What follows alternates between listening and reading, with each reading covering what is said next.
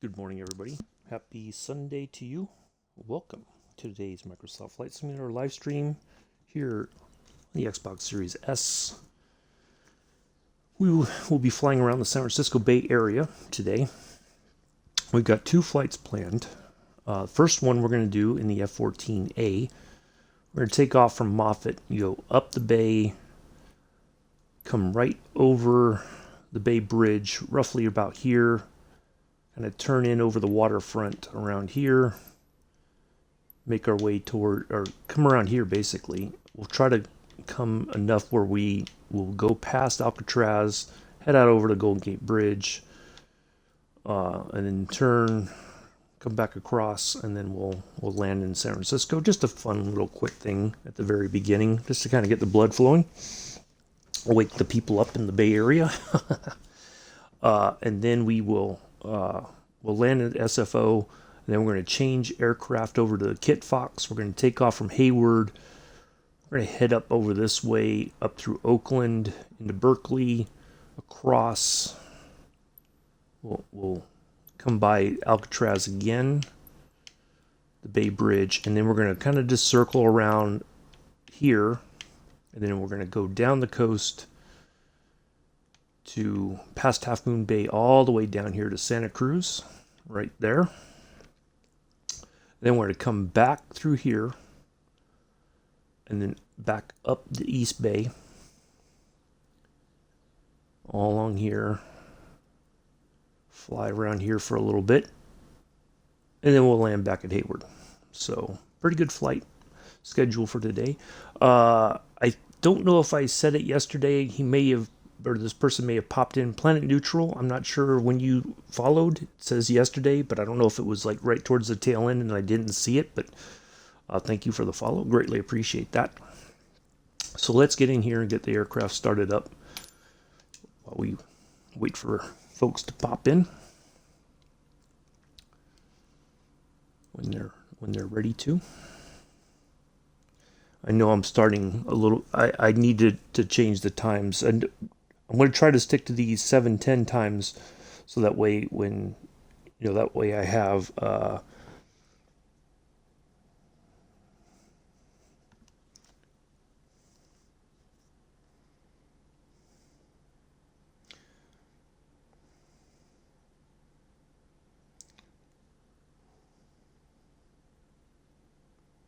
time for let people find their way into the server and everything.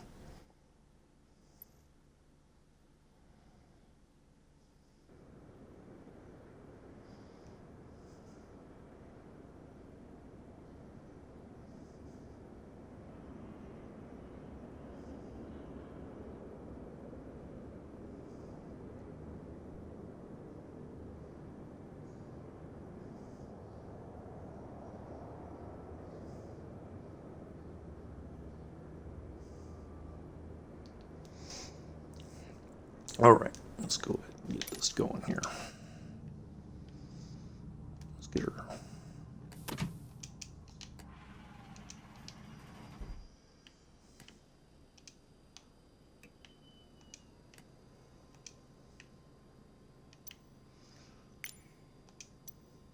Go ahead and let them talk to the ATC.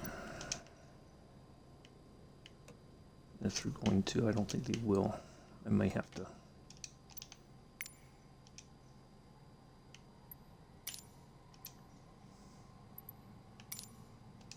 Moffett ground Sundowners 202 with stall request taxi for takeoff departing straight out.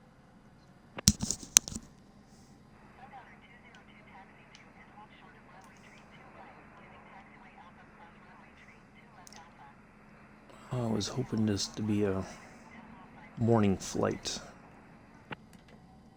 All right, let me adjust the time. I didn't want it to be super sunny.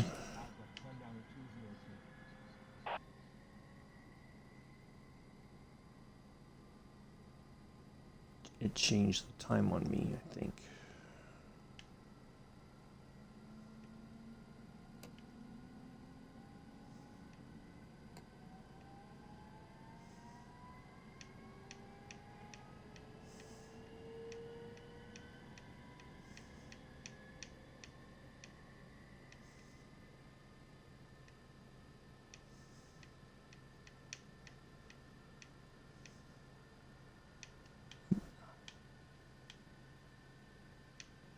There we go. That'll work.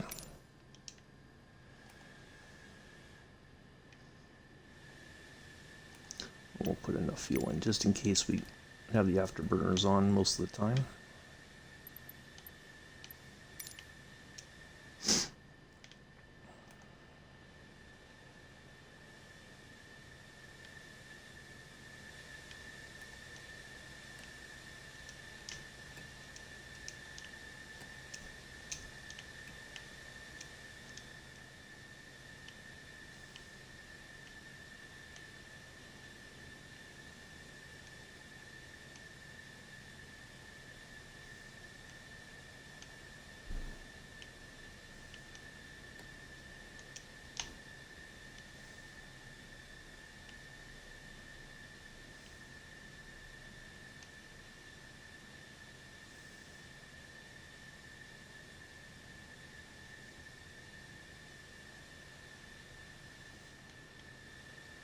We'll wait a few more minutes, see if anybody else pops in.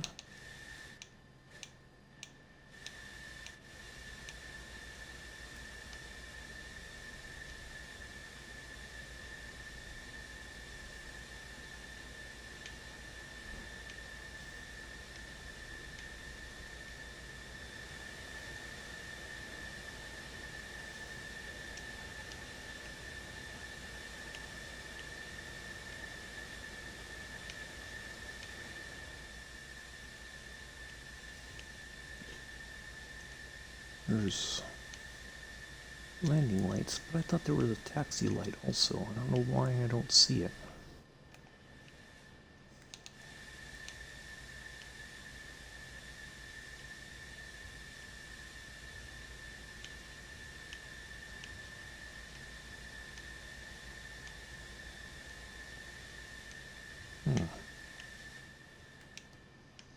Oh well, that's okay. So what I'm going to do is I'm going to keep the wings folded back as we taxi out, and then once we get to our departure runway, we'll put the wings where they should be for takeoff, and then we'll get going.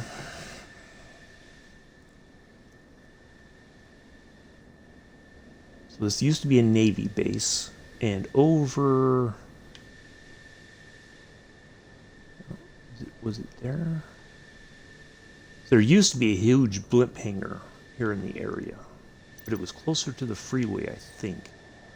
It was like over here somewhere, and it's all gone. They finally tore it down after years of they fought to save it, and so another landmark area is gone here in the Bay Area. I think part of it was the cost of maintaining it. It might see. I always thought it was closer to the freeway, but this might be what's left of it or something. I don't know. But they did tear it all. I think they tore it down finally because the cost of maintaining it was getting to be too high.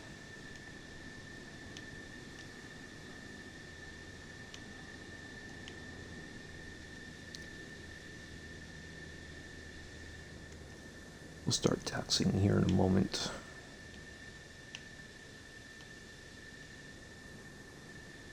I want to try to get a picture here before we depart.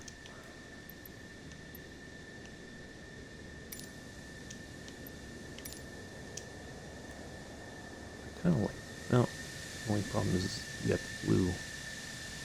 Well, we can turn that off real quick. No, we can't.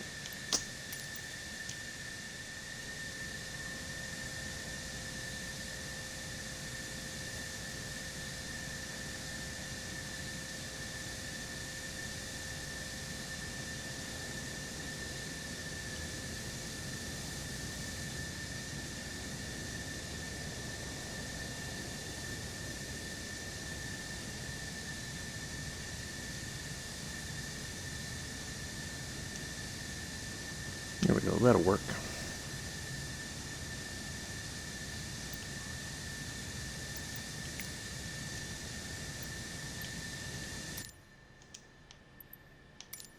All right, let's go ahead and start taxiing.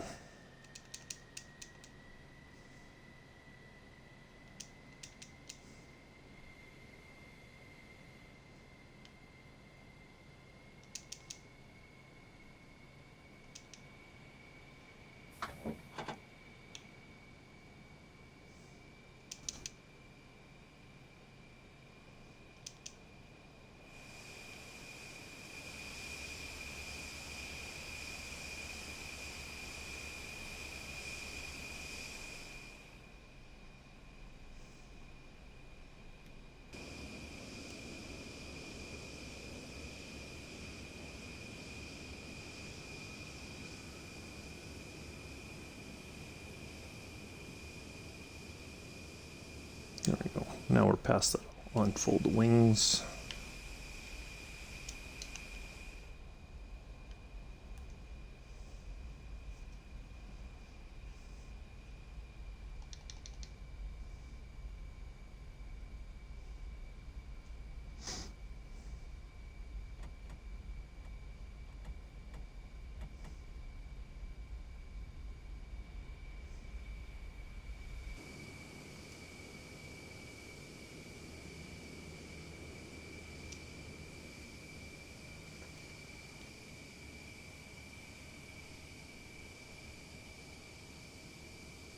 We may do a few little stunts here in the F-14 over the bay, just for fun this morning, before we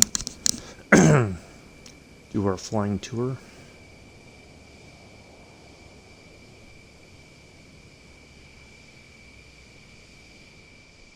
Yeah, maybe it was over there. It's hard to tell because I know you could see it from the freeway. It was a very recognizable landmark. Like you couldn't miss it. But it may have been where that area is right there. And it also, when I was looking at the photos, the former Candlestick Park is no longer there. It used to be. And I think it's still there as far as it's still showing, but it's not been removed from the world, so to speak. So I got somebody watching. Come in and say hello. I don't bite, I promise.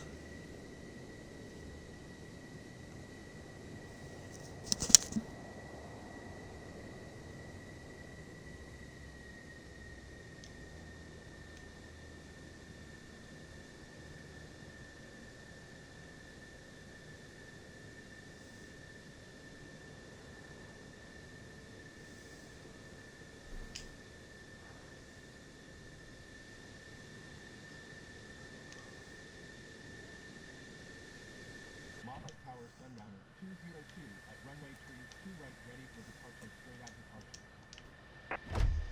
Hello, Joseph. Well, it's only you and I right now.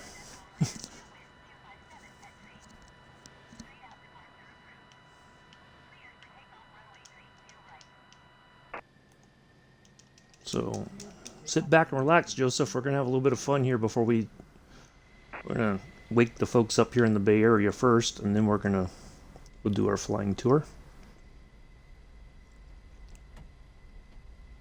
Figure we do something a little bit fun here. Start things off, get the blood flowing.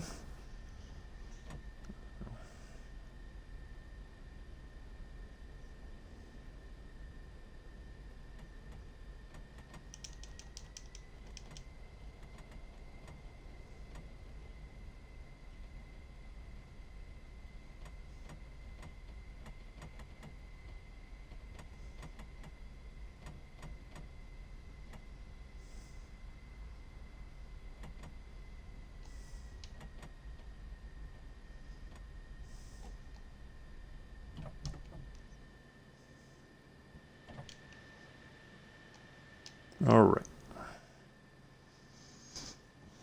Let's go.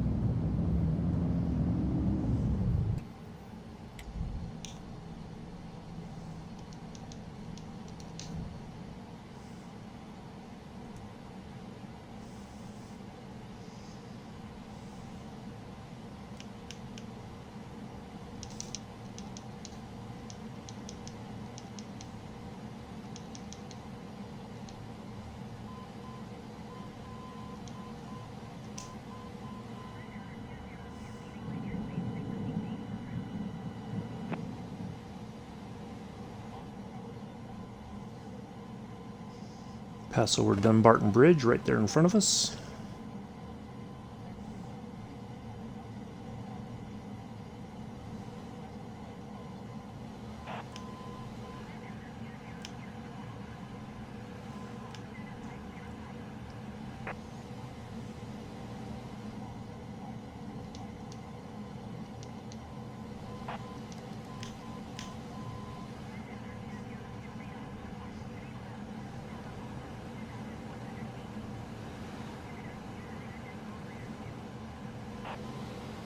Dumbarton Bridge takes you over into Palo Alto, Menlo Park and all that. There's East Palo Alto. Menlo Park should be right over here somewhere.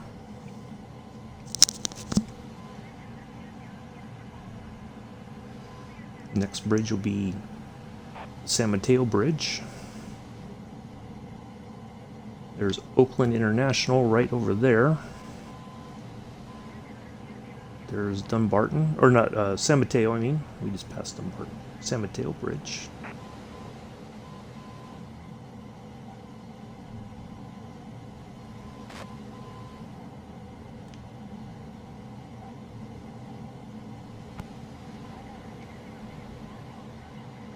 So, a major portion of this bridge is right over the water. A lot of people, I think I've talked about this before, but if you've not heard about this, a lot of people have a hard time going across on the San Mateo Bridge because it's so close to the water. You would think it'd be the opposite. People would freak out more if they were higher up, but some people just cannot handle the fact that they're that close to the water. All right, Oakland Bay Bridge, or the San Francisco Bay Bridge is coming up. There's Treasure Island right there. So we're gonna buzz right to the we're gonna get as close as we can to the coast, or the oh, thank you. I'm fine, Joseph. Thanks. Took me a while to get to sleep last night. We had a couple knuckleheads shooting off fireworks and about 11:30 midnight last night, but I'm fine. I'm prepared mentally, having had stuff blow up near me on deployments. I'm prepared mentally for the 4th. It's just when people do it, shoot the fireworks off beforehand when I'm not ready for it, that freaks me out. I don't particularly care for that, so. All right.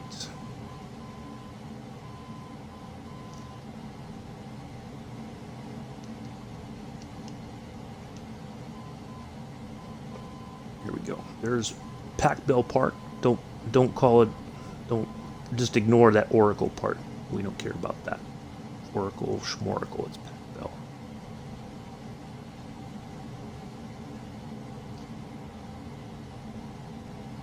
There we go.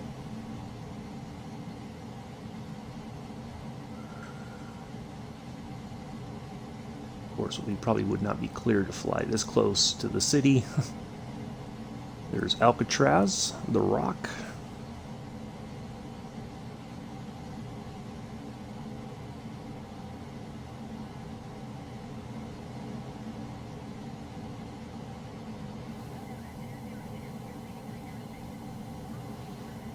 There's Golden Gate Bridge. I still find it amazing. It's, if you ever get a chance to go and you can walk, you can park on either side and you can walk across the bridge. It's absolutely amazing to do. I highly recommend, if you could do it one time in your life, do it. It is the most amazing experience, I think. And the view, if you go when the fog is out, when the fog isn't there, it's just the most amazing view, really. There's the Legion of Honor. There is Golden Gate Park all through here. There's a like a running track.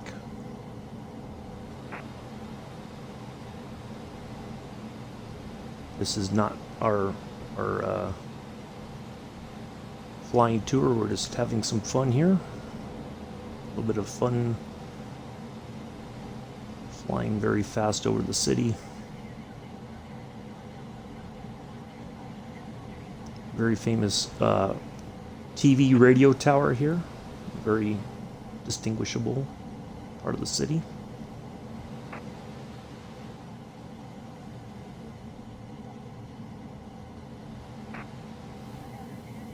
There's the Transamerica Pyramid, and then Coit Tower. Yep, right there. Let's see if we can go right between the two here. We can. We can do that.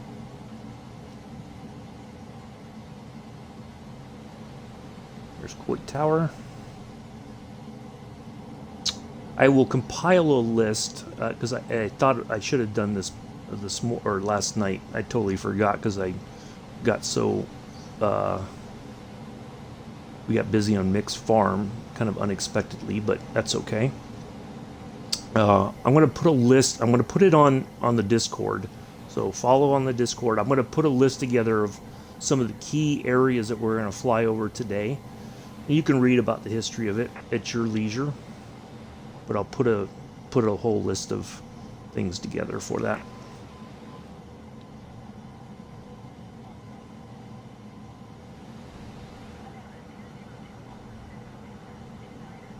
There is the former Naval Air Station, Alameda, right there. No longer in existence. I think it was one of the first big well, between that and Moffett, those were the two major military bases that were cut eventually.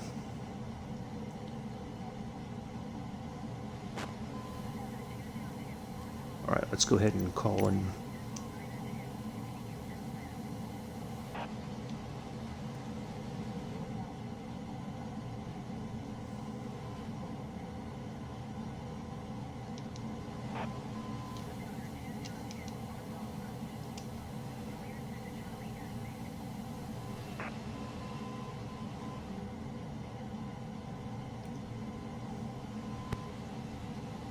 All right, let's go to SFO.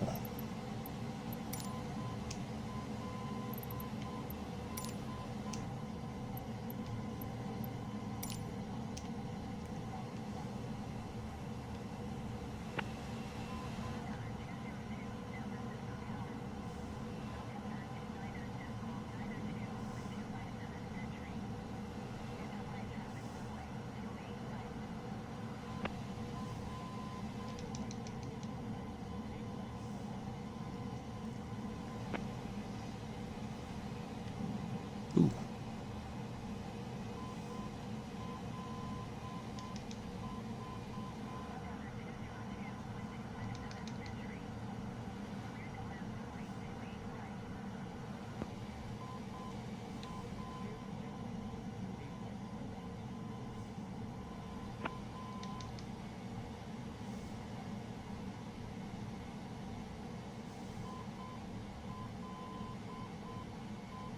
Yeah, just a little fun warm up this morning.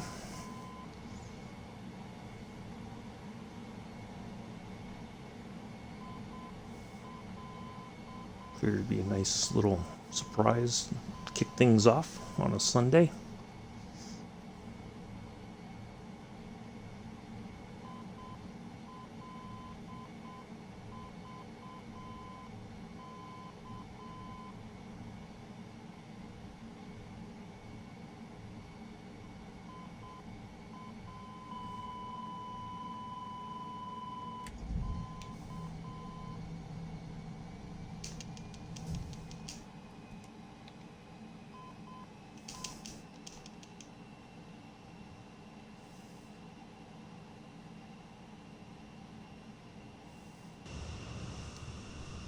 Now we should fly over.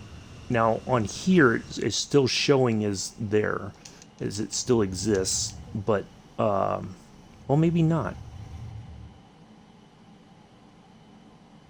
See, we're going to fly right over near where Candlestick Park was. So it's not far from here. So let's see if it's still showing as existing.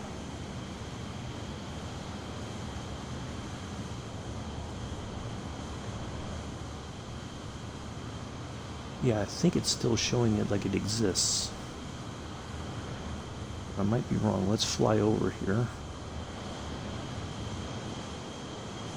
No, maybe not.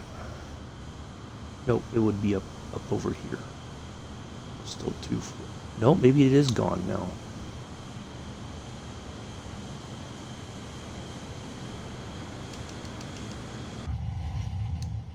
I better pay attention to what I'm doing so I don't crash.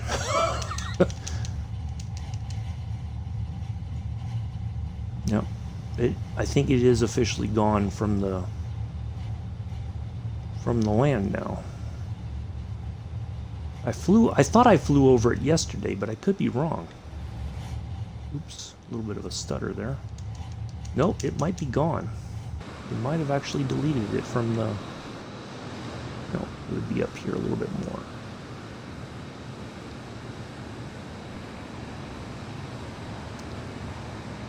It would be right over there.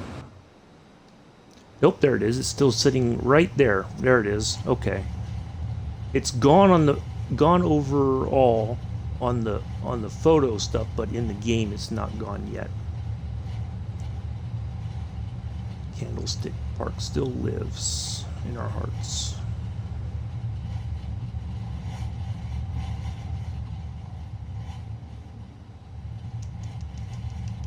All right, let's get a little bit of altitude here.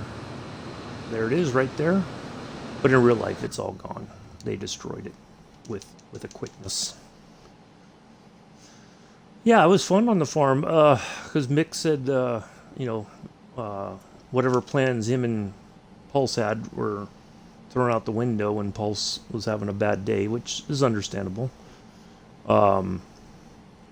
Sometimes that just happens. But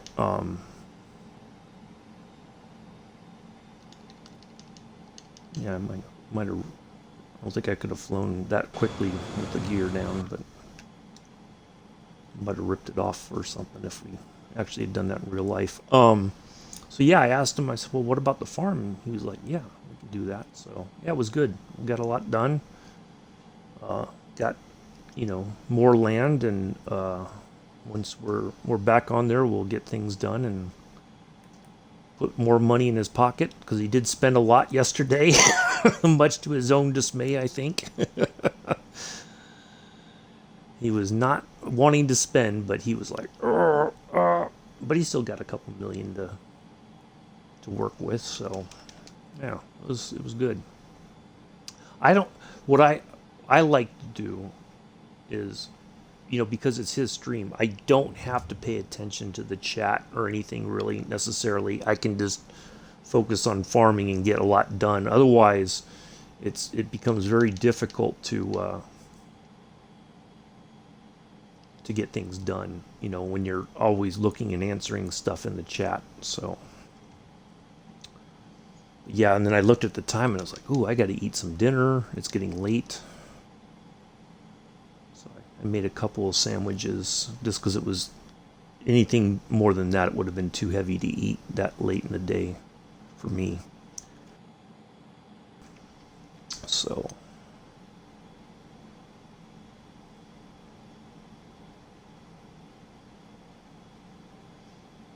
and we'll put this flight up for tomorrow. So remember, no stream tomorrow, but this stream from today will be available on YouTube for tomorrow. So if you missed any of it, you can watch it again on YouTube tomorrow. So it will not be, I'm declaring my independence from the internet tomorrow. I will not be streaming. I will not be in streams. I am having a day away from the internet. Got to do that every once in a while for your own mental health, I think.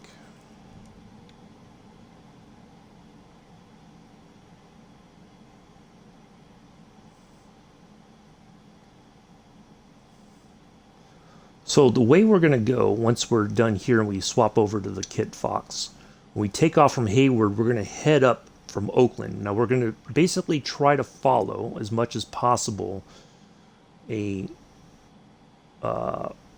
street or avenue. It's called Telegraph Avenue. It starts in Oakland and dead ends at UC Berkeley.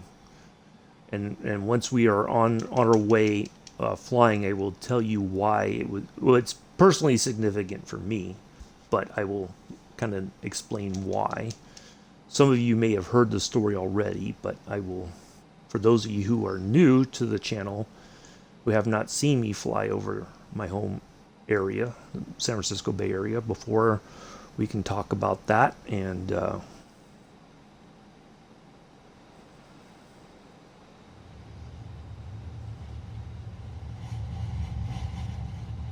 right, there's our runway.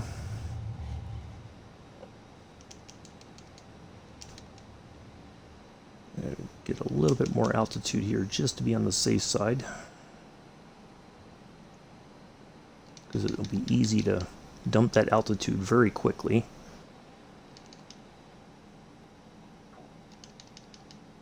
All right, there we go.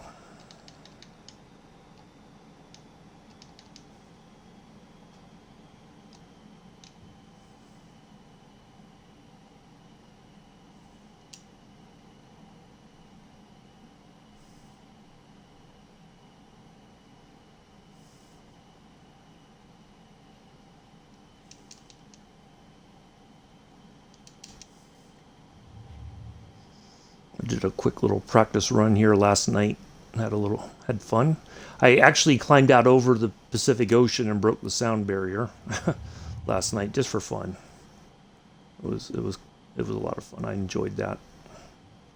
It's always something fun to do. If you have a military jet in the sim, try to go as fast as possible and break the sound barrier whenever you can. It's always a interesting sort of situation. Uh-oh. We gotta get over the land. We gotta cross the threshold. There we go.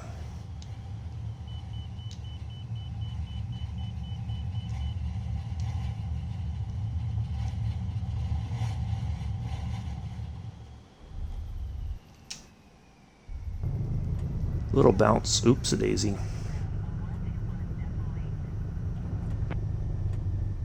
Well, not the. I had a near perfect landing last night, but that's okay. We made it. All right, we're going to turn off to the right here because our parking spot should be to the right.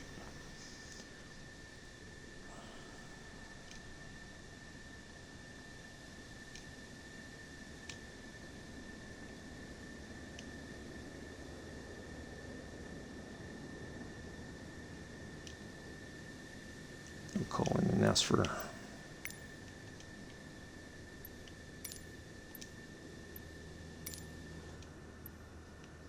I should cheekily ask to go to the gates, but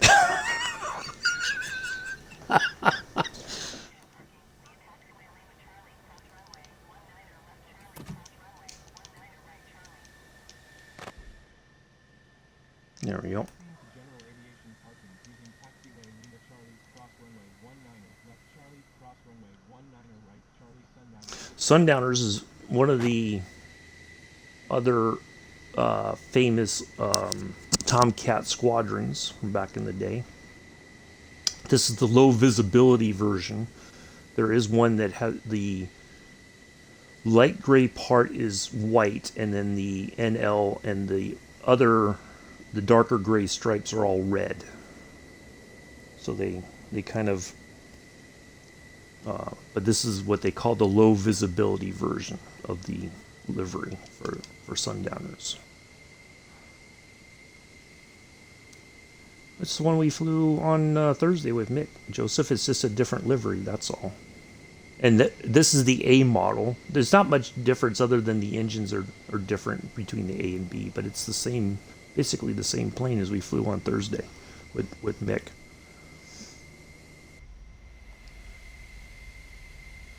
Go ahead and put the wings back so once we park, we are good to go. So that's what when they would get ready to park on the carrier because of space, they would always sweep the wings back so that they had room for parking on the carrier.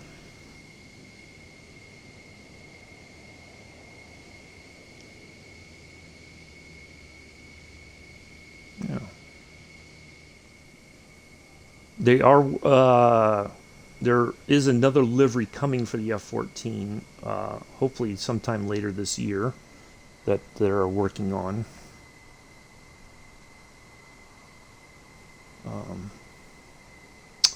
It is the Grim Reapers.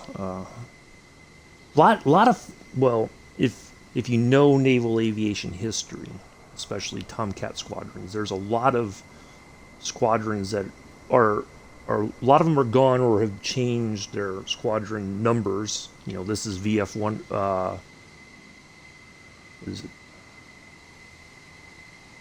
I think it shows it up here somewhere.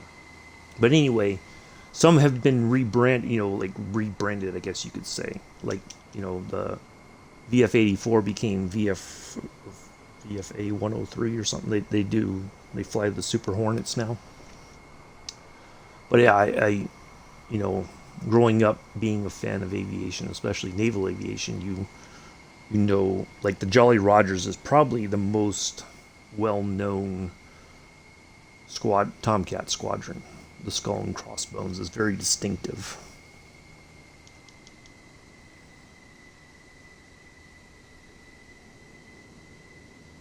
But I find it interesting when, Mick's plane was, I think he flew the one that was the same from Top Gun, the newer Top Gun movie. But that's not a distinctive.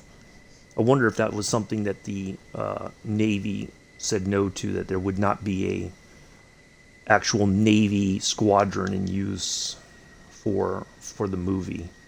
That there would be a kind of a fictional squadron or something. I wonder if that was part of the... Because the Navy did cooperate with the filming of the movie, but I think there was certain things that they could not allow for.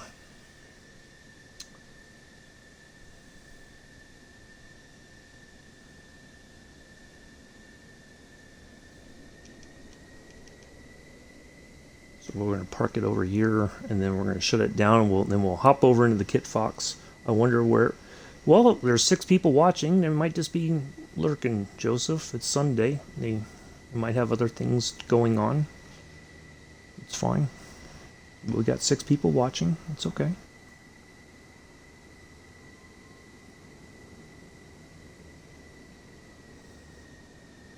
People will come and go. Oh, thank you. Ryson64, thank you for giving the gift sub to Backlin 12864. Appreciate that. Somebody gifted a sub. That's all, Joseph. That's it. They're paying forward a gift sub that they got from Allison yesterday.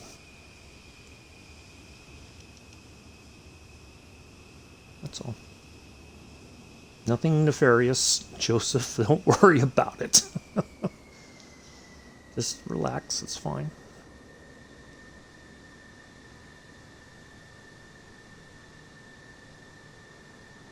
Well, that is the good thing about the flight sim community in general, especially Allison and Captain Arish. There's a lot of generosity with subs, gifted subs and things like that.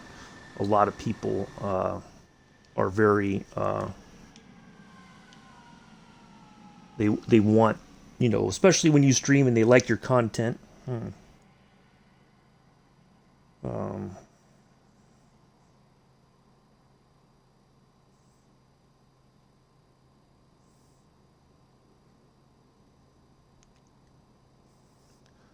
me shut the battery avionics so we...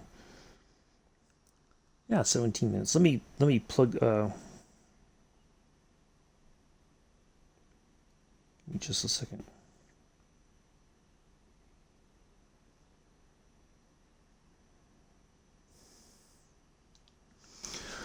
All right, this hello. Having some fam time. Yeah, that's fine, Mick. Do your thing. It's all good. Hey, you're watching or you're kind of tuned in, and that's quite all right. And Joseph, it's quite all right. Not everybody can be here when we start or whatever. It's okay. Okay, we did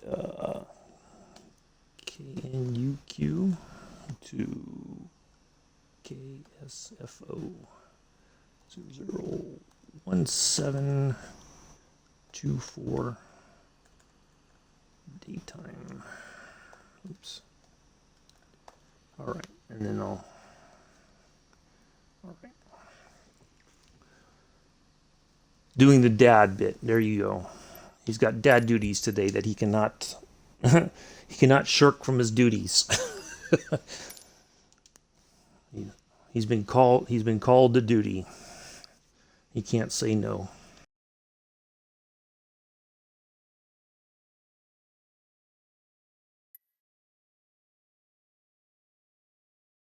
Yes, Joseph does get overexcited sometimes. That is true, Mick.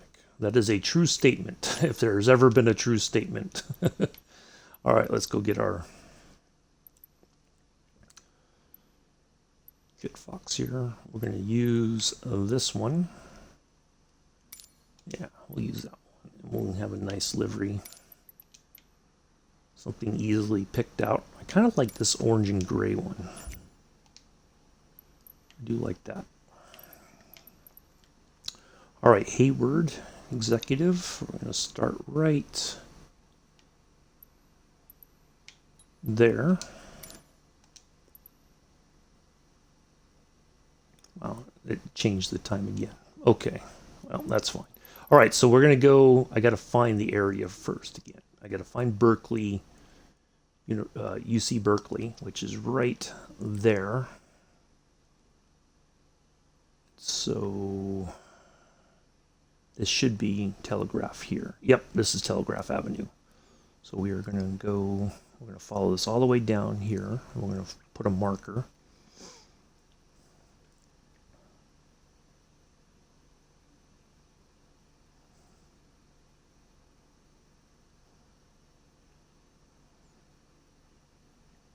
Right where it starts here in Oakland, right there.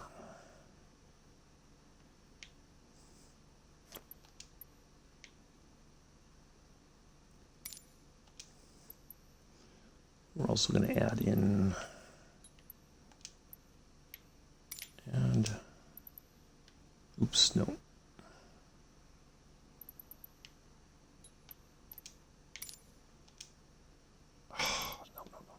All right, let's remove that. Okay. This is kind of tricky sometimes. Oh, well, okay. I know what I got to do. I got to put down here Santa Cruz as the arrival. There we go. Now I can build my stuff here.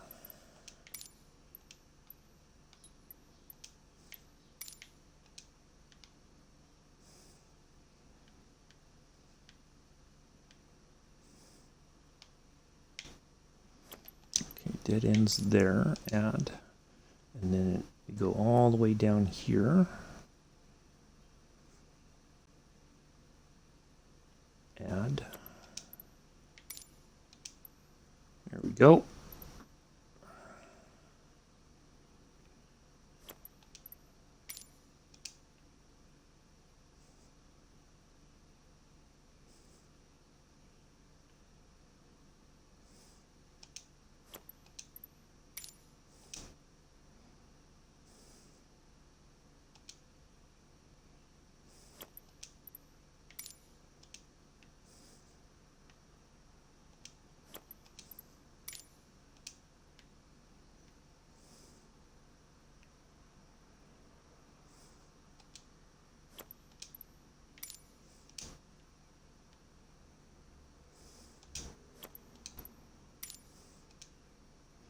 There we go.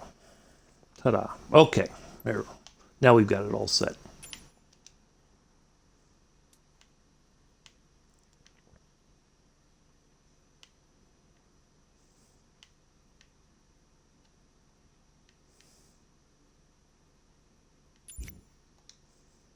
There we go. All right, let's go in here and get our plane started up. So, but we're going to fly, we're going to be flying for quite a bit. So just kind of sit back, relax, and we'll just enjoy the scenery. Although we saw a lot of it when we were in the Tomcat, but now we're going to see it nice and slowly.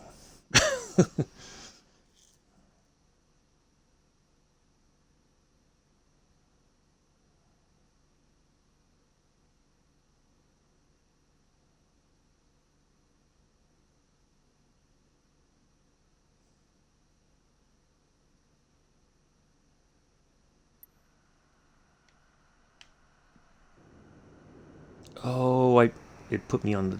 I know what happened. Okay. That's fine.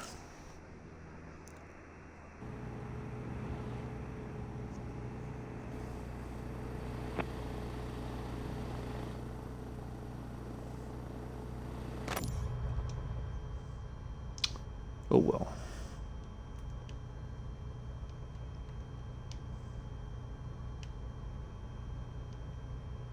Okay. All right, here we go.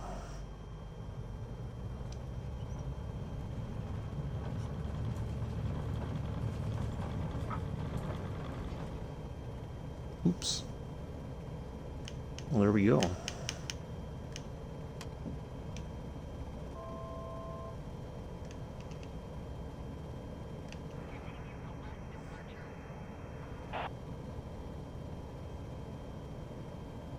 Oh, I think I broke the AT, broke my co-pilot.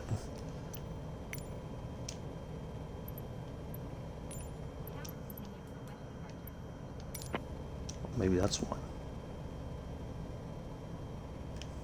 Oh, I need to put on,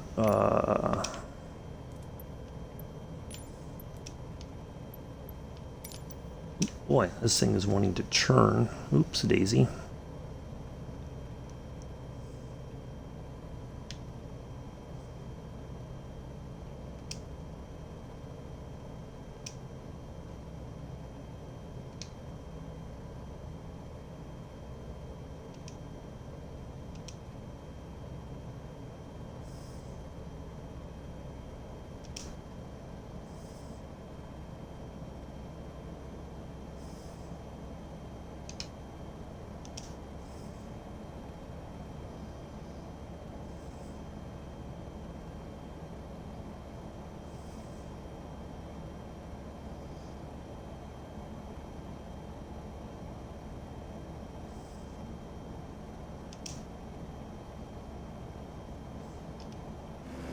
There we go. Okay. Oh, we were speeding.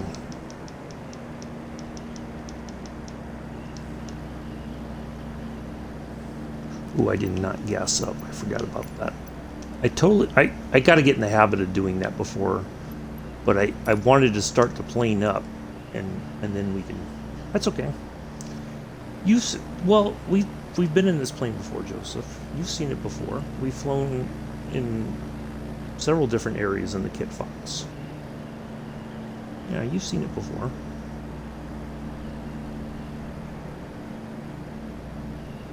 So there's Oakland right there. That's the executive airport. The international airport is the long runway over there.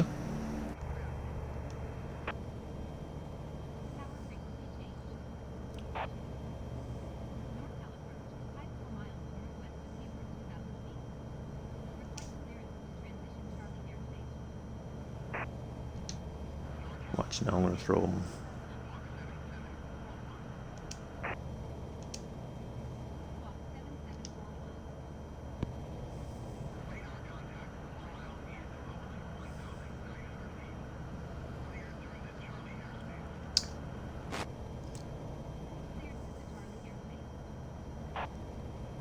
I need to go over to the, go over this way more.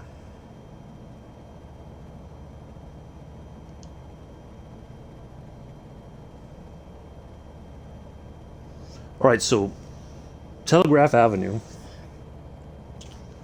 as I said, it starts in Oakland near Lake Merritt, and it goes all the way up to Berkeley and stops at, it dead ends at UC Berkeley. I used to go there. Now in the Bay Area, especially back in the day, I won't say when, but Berkeley had, there was two places, and I'm covering some history here that some of you have heard before, which is fine, but we'll go over it again. There was two places that were very significant. One was the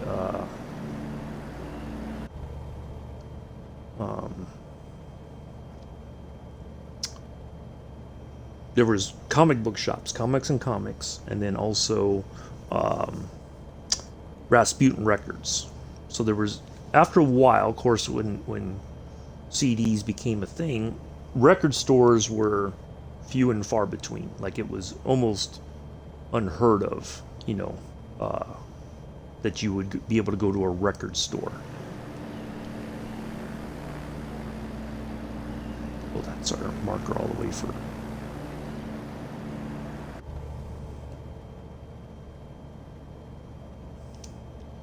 So Rasputin was one of the few places left, other than Tower Records, which went under.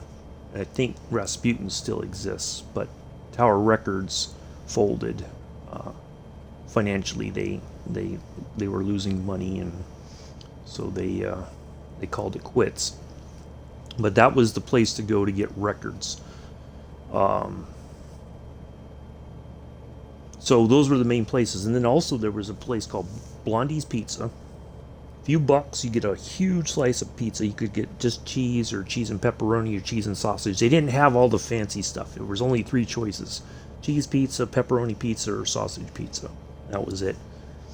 Few bucks with that and a soda when when you're young, and your main money, you're spending money on your comic book collecting, not so much, so you have a few bucks left over, and it was like, oh, we'll go to Blondie's and get pizza for very cheap. It was all, it was just greasy freaking pizza. Just, ugh. When you think about it, it's just, that's all it was grease. But, when you're a kid, you're like, oh, this is amazing because it's cheap, and you got your comic books or whatever you were there for. Maybe you went to Rasputin's and got a record that you were looking for. But then, the rest of it was just, that was your food money. So, there is a book, I read it some time ago, called Telegraph Avenue. This guy wrote this book about, it's a fictional book. The characters are fictional, but the places that he talks about in the book, if you know the area, it's easily, where he's talking about, roughly, on Telegraph Avenue. Right, there is Lake Merritt here.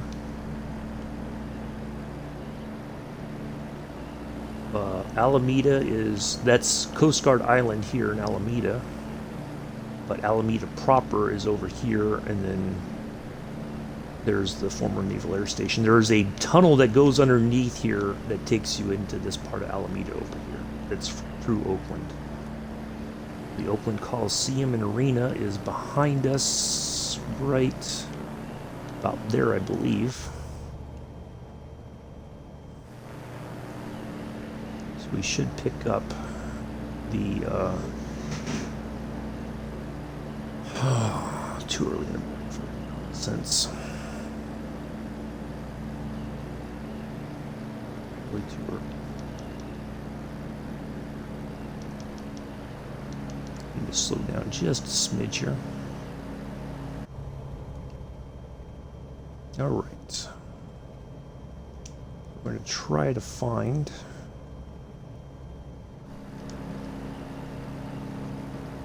I think this is the street right there, maybe, because I know it dead ends.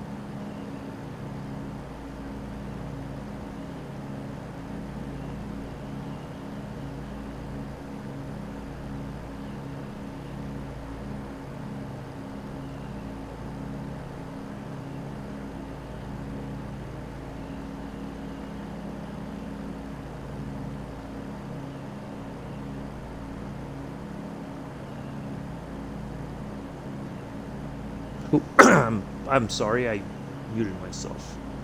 So basically, there's Treasure Island right there. We did fly past Berkeley. You see Berkeley's back there behind us. We'll swing around again because I just realized that you guys didn't hear anything I just said. Treasure Island, right over here, was the passenger terminal for Pan Am when the China Clippers were flying out of San Francisco to west towards China. Way before, when the politics of the world were much different.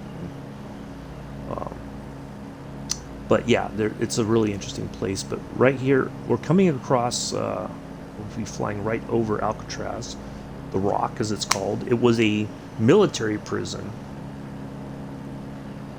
before it became a federal prison. And when it was a military prison, the conditions were horrendous, for lack of a better term. They were absolutely terrible. And when you read about it, the way that the prisoners were treated was just, it was highly unacceptable. But yeah, you can go tour there. I highly recommend it. If you can, the one tour to go on is the nighttime tour of Alcatraz. It is absolutely fascinating. You cannot go by yourself. You have to stay with the park ranger. So they do a guided tour, but they don't let you just wander around on your own in the evening time. But you dock right here. That's where you get to Alcatraz. You get there, and then you depart from the same area. And then you can. But if you ever go for the nighttime tour. It's kind of spooky. It's a bit freaky, but it's you'll see more than you would on the daytime tour. So yeah, I highly recommend it if you can. Why is the Golden Gate Bridge thing way out there? That's not right. It seems like it's in the wrong spot, but maybe on. Oh, so that is the House of Fine Arts. Yep. We'll talk about that. It was a museum. It was part of a Pan-Pacific sort of exposition. But there was a science museum for quite a long time, and then they moved the science museum out of there. And then they, so now it just sits empty. But it's and again, if you go on my Flickr, there's pictures of the big dome building right here that you can kind of see right there. But it's really a neat place. But it's just sitting there empty. All this part here, along here, is where Presidio San Francisco used to be. It's all pretty much gone. There's buildings up here that are a lot of it's owned by Lucasfilm. They put a lot of their offices there. The houses here now go for ridiculously high prices. The former military housing is much sought after real estate now. Mainly because a lot of them do have nice views of the bay and even the Pacific Ocean. There was coastal batteries along this part of San Francisco. There's a fort right there, and then on the other side there's another fort, and then the middle part was of the defense of the Bay Area was Alcatraz. So those were the 3 points of defense in the Bay Area. And that was generally during, I think if I remember correctly, during the Civil War times. They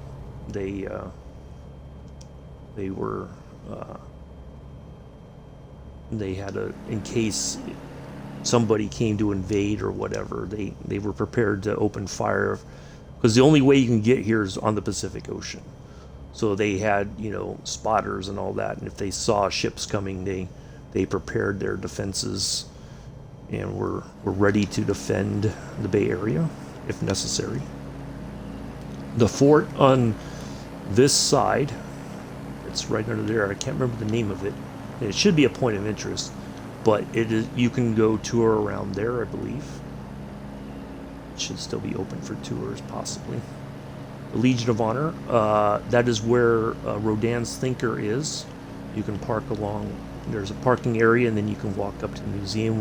Last time I visited, you could not go into the. This was pre-pandemic. You could not get into the.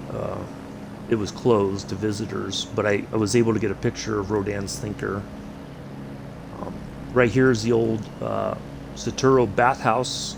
That ruins. It burned down, but that's the remnants of it right here. And then the Cliff House restaurant, very posh restaurant, very expensive. It's one of those places you go for like an anniversary or a birthday or something. It's a once in a blue moon sort of place to go. It's not something you want to go to on a on a regular basis unless you've got the money. We'll fly over Golden Gate Park here. Golden Gate Park has on the west coast, the oldest known Japanese tea garden is in Golden Gate Park. You can go there. It's very peaceful. You can walk around. They do have a traditional Japanese tea house there that you can have green tea or whatever and just sit. They have fountains and everything, and it's just very peaceful. Just a really relaxed sort of place to hang out. I believe it's over. I'm trying to remember. It's on. I know it's towards this side of the park. But there's the De Young Museum is here. There's a flower. There's a place. It's this huge Victorian style, building that it's like all flowers. It's like a big greenhouse, and you can go in there whenever it's open. You can go tour that if that's your sort of thing. But I think UC San Francisco is near here. They also have a hospital, I think, that's attached to the university. It's like a teaching hospital. Both UCSF and University of San Francisco. So you have UC University of California, San Francisco, and University of San Francisco. Both of them, I think, have hospitals that are like teaching hospitals. So if you're in the medical field, I think they're very well-respected medical schools. So that looks like that's the De Young Museum right there. And then I think that's the flower place is right there. I think. I'm trying to remember the layout, but I'll find all that and I'll put links to all the information in there so you can read it at your discretion. There's the TV tower. The Japanese Cultural Center, I do believe is... It's kind of hard to figure... I'm looking for a landmark that would kind of give me a hint of where it is, but that's there's so much to see in San Francisco. Like, you could spend probably a couple weeks there just seeing everything, and you'd still probably wouldn't see it all. But the Japanese Cultural Center, go through there. Go visit like the small food places if you ever go, and if you're into sushi or whatever. But you don't have to have sushi. They do have like teriyaki salmon or teriyaki chicken, all kinds of great food. Just a really relaxed atmosphere. And then Chinatown especially, another great place to visit in the Bay Area.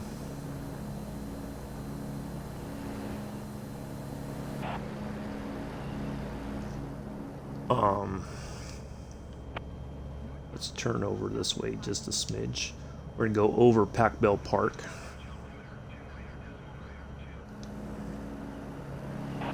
The new well, it's the new. Well, it's not new anymore, but and actually there is our notorious San Francisco station that we've gone from here in the Bay Area on the Peninsula Corridor line. There's the San Francisco side. Dead ends right there, and then only a couple blocks away is Pac Bell Park. So it was always easy if you lived in the South Bay to take the train. That way you didn't have to pay for parking and all that. And then just walk a couple blocks to the stadium. And then McCovey Cove, right there. You can stand and watch the games from out here if you want, but you can't. It's like you can only stand for so long, and then you have to move along and let other people watch. But not a bad seat in the house ever in that baseball stadium.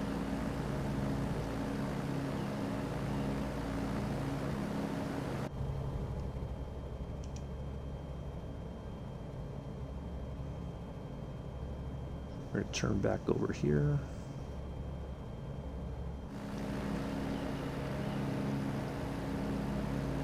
There's the Bay Bridge, the Oakland, or the San Francisco side. The Oakland side has been redesigned. The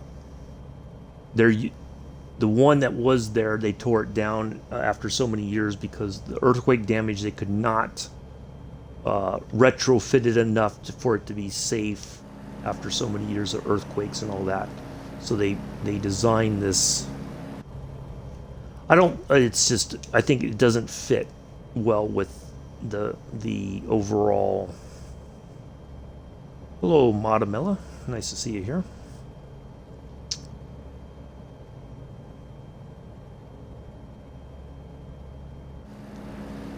Yeah, it's in stark contrast to the Bay Bridge. But the Bay Bridge, I think, yeah. So you have the top deck is all going towards San Francisco, and then the bottom deck takes you towards Oakland. And then once you come out of the tunnel here on the Oakland side, then it's everything is all in one. But it used to be top deck was going towards San Francisco, bottom deck was going towards Oakland. When the '89 earthquake happened, a lot of people got trapped, especially on the Oakland side. It took them a long time. Like, they were trapped there for several days. But yeah, they finally said enough is enough, and they had a design thing, and they came up with that. And it's just like, this doesn't fit, you know.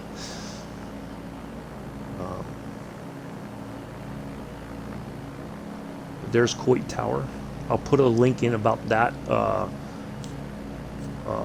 The woman who the story is that the tower itself is supposed to look like a fire hose nozzle. She was a very ardent supporter of the Bay Area firefighters back in the day, and she wanted a monument to them. But there's a lot of discrepancy about the actual history of the tower and what it represents. Some people say it's something else, and other people are like, no, it's this. And so there's always kinds of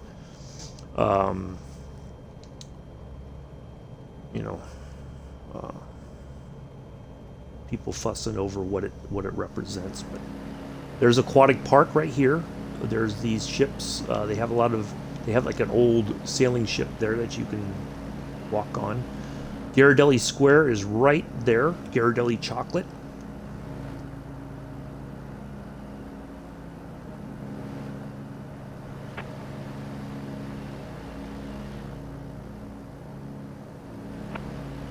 If you know Ghirardelli Chocolate, it's still made right here.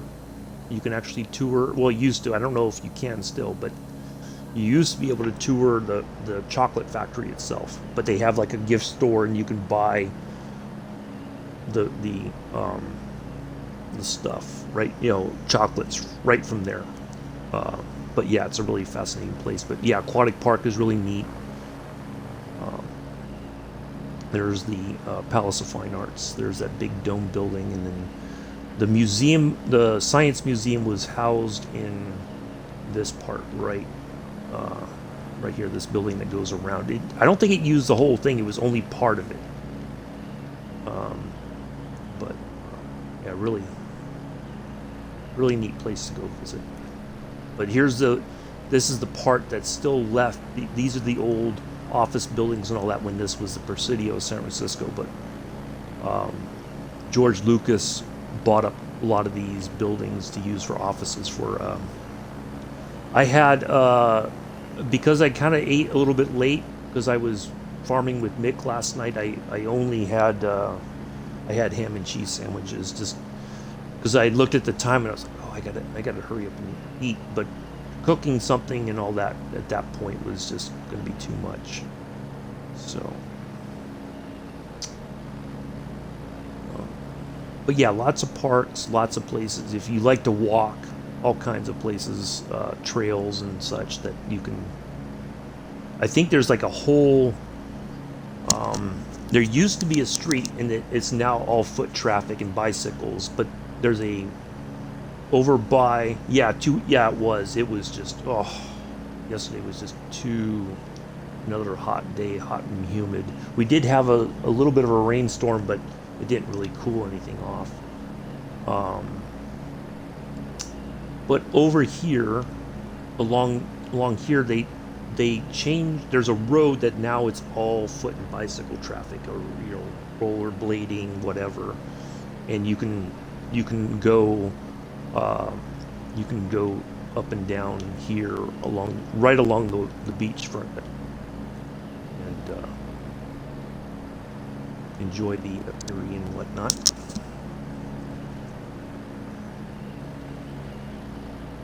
Yeah, highly recommend if you ever.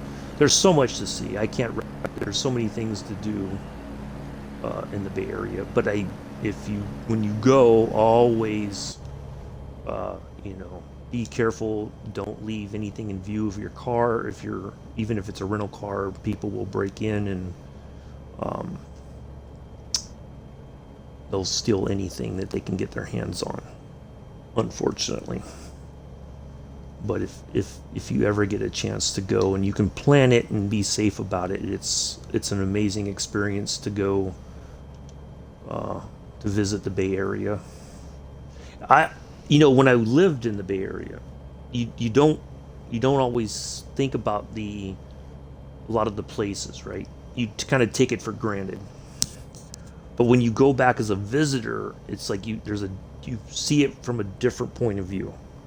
Go kind of like as a tourist, and you're like, oh, I didn't really think about this, and yeah. So, but there's lots of beaches along there. I don't think they're ever too busy. I don't think they ever were, even prior to the pandemic. Were they ever that?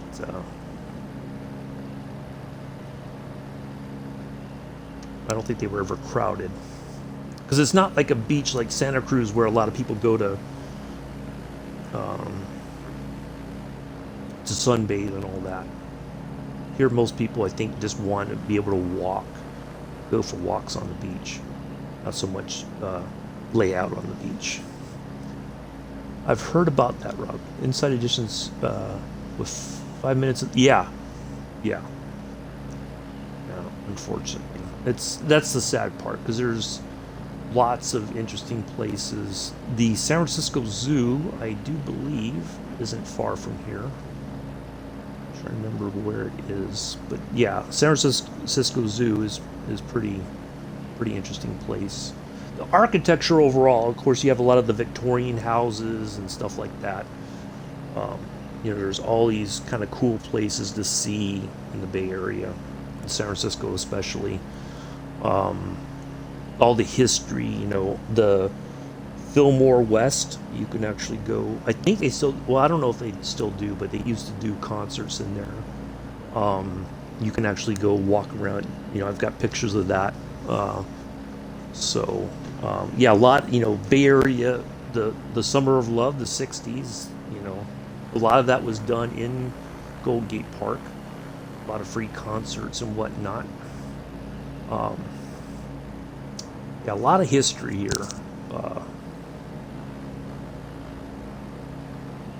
Very interesting. Yeah, it's unfortunate. It breaks my heart because there's so much to love about the Bay Area, and then stuff like that just it ruins it. And you know, it's unfortunate. Um, there's Broadmoor. We should be coming down not Pacific, is it? I think so. Yeah. I'm surprised. I thought there was a marker for it. Yeah.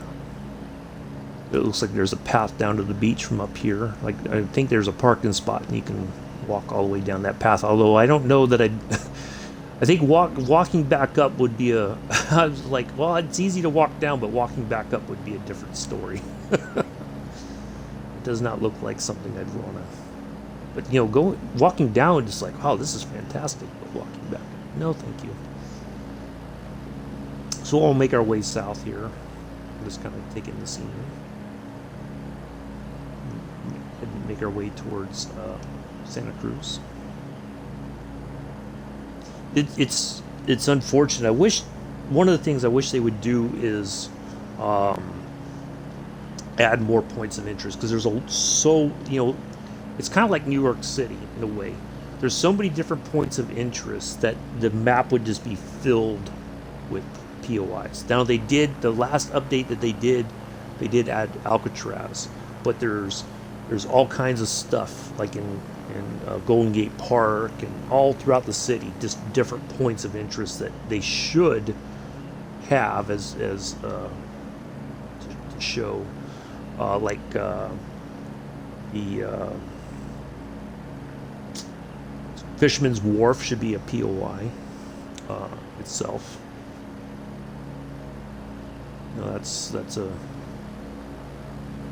very famous point of interest. Ghirardelli Square should be a point of interest, I think. Got to turn to the right just a smidge so we don't run into that area there.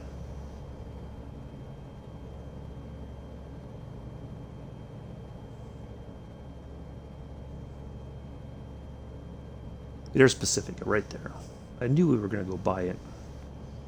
Yeah. All these areas, very expensive to live in now. Like, you got to make at least 6 figures, if not more, in order to be able to afford a lot of these places. Because not just the house, but then also you have your insurance and all kinds of other stuff that just, it's unfortunate. But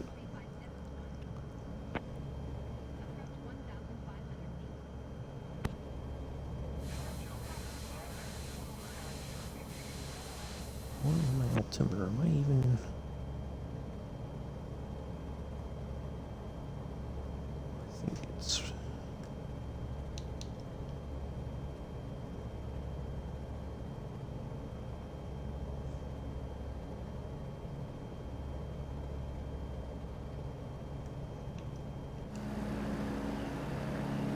That's okay. Well, we're not worried about it too much. It should be automatically set.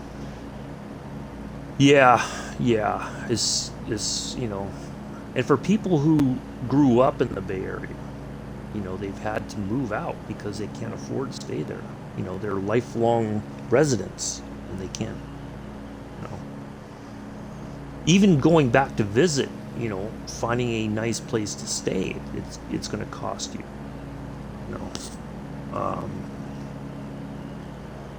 when I went for Easter 2019, I stayed not far from the Cliff House. I found wasn't right on the beach, but it was like maybe a 10-minute walk to the beach if I wanted to go to the beach. But it was, I think I got it on a fairly good deal through Expedia, I think it is. Or is it Expedia?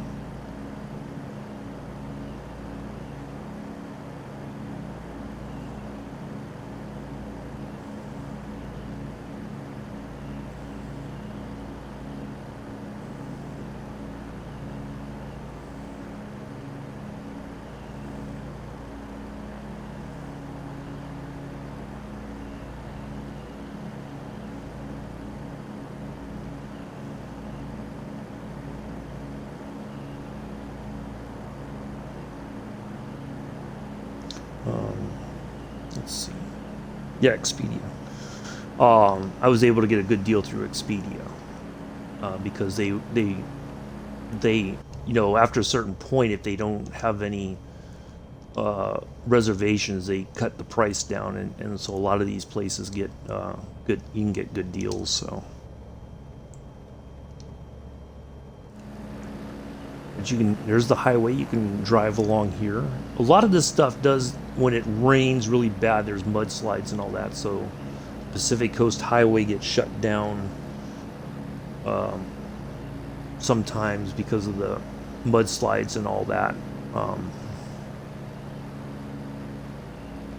So Half Moon Bay is coming up right over here.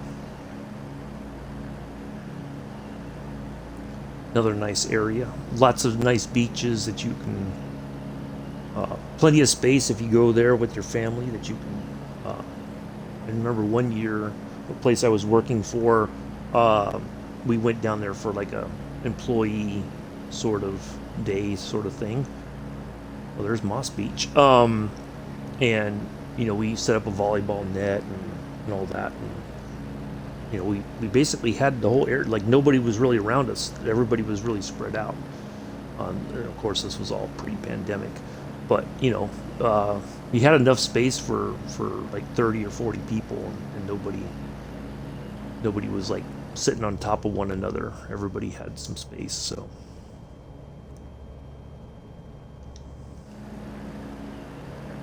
Moss Beach. This should be right on the other side of Moss Beach. Should be Half Moon Bay. You can see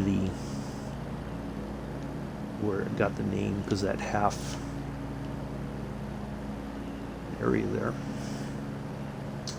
Hopefully everybody's enjoying the flight. Greatly appreciate everybody coming in and hanging out. Hopefully it's a nice, relaxing flight for you today. We try to do this on Sundays. Just a nice way. End the weekend, start the week, just kind of chill and take in some scenery and whatnot, and just hang out and have fun. But Sundays are the only days that the multiplayer will not be on.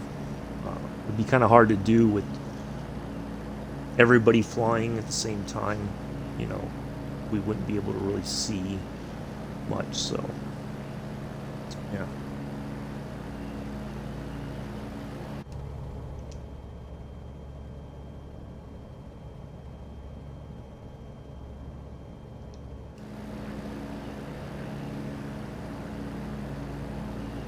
Redwood Forest. Well, we'll talk about that too. So Redwood Forest, of course, the famous one that was used for filming of the speeder bike scene in Return of the Jedi, the third movie of the original trilogy, was filmed. Part of that was filmed in the Muir Woods and all that. You can go. There's lots of parks here throughout the Bay Area that you can go and walk through the redwoods and all that. Really enjoyable. If you get there early on in the morning, for instance, it's very quiet, and you can just kind of listen to the trees, I guess, in a way. But yeah, it's a really neat place. When I was a kid, my parents took me through. Me and my brother, we would go over there, and when you're a kid, you don't appreciate it because you're just like, oh, I don't want to do this. Oh, I don't want to do that. Because it's just like, it's boring. But then when you're older, as you grow up, you kind of appreciate that because then you're just like, oh man, I remember when we took this trip here, and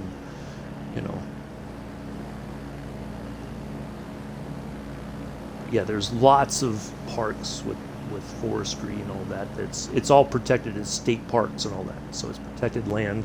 They cannot log there or anything like that. But so you can enjoy that. But definitely, if you go earlier, it'll be nice and cool, and then it's just very peaceful. A lot of people just walk, and nobody bothers anybody. But as the time goes on, you got kids, and they're fussy and all that kind of stuff, and it ruins the moment. I know, even though they don't mean to, but it does ruin the moment. But it's a very, very nice place. Yeah, there's Half Moon Bay. There's the airport there, a Half Moon Bay airport, but there's Half Moon Bay proper.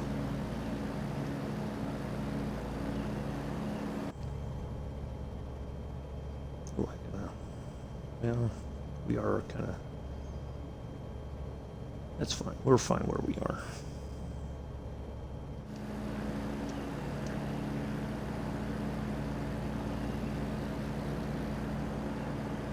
But yeah, at a certain point during the day, in the morning it'll be kind of foggy in most areas of the Bay Area. And then the fog will lift and you'll have some nice weather. And then before you know it, the fog suddenly reappears,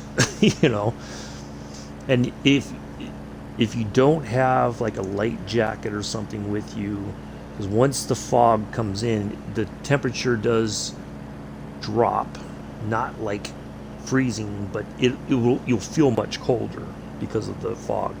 But yeah, if you don't have that and you're not ready, it'll catch you out.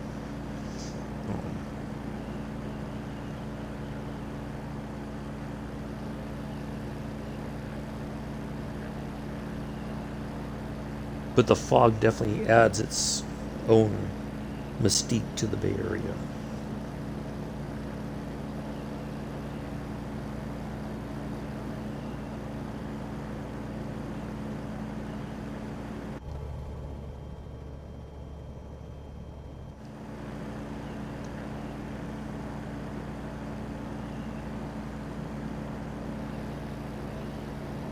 Yeah, you can drive all down through here. There's plenty of places to stop off and eat lunch or dinner or whatever. Because you can go through here and then you can go on down the coast to Monterey if you want. And you can actually, I think, continue on down the coast to San Luis Obispo, if I remember correctly. And then before you get to San Luis Obispo, you can stop off at Hearst Castle and tour there. I think it's still open for tours. I don't know. There's so many, because of the pandemic, a lot of the stuff that you used to be able to do, either you have to call ahead and they can only have so many people at a certain, in a group. So you may have to book reservations or whatever. So there's our custom arrival into Santa Cruz. Santa Cruz, famous for the beach and boardwalk. If you ever saw the movie Lost Boys, a lot of that was filmed in the Santa Cruz area. Like most of the scenes where they were at night were filmed right near the beach boardwalk. A lot of all the Dirty Harry movies. The Rock, of course, filmed in the Bay Area. There's another movie Clint Eastwood did about I think it was based on a true story where he played a reporter and this guy was on death row at San Quentin and he found the evidence that he'd been innocent of the murder. All that was filmed in the Bay Area, Richmond, San Quentin, the whole thing. So yeah, a lot of film here in the Bay Area. The movie Bullet with Steve McQueen was filmed in the Bay Area. I'm trying to think what else. Those are the ones I can think of right off the top of my head. I think some Alfred Hitchcock movies were done in the Bay Area.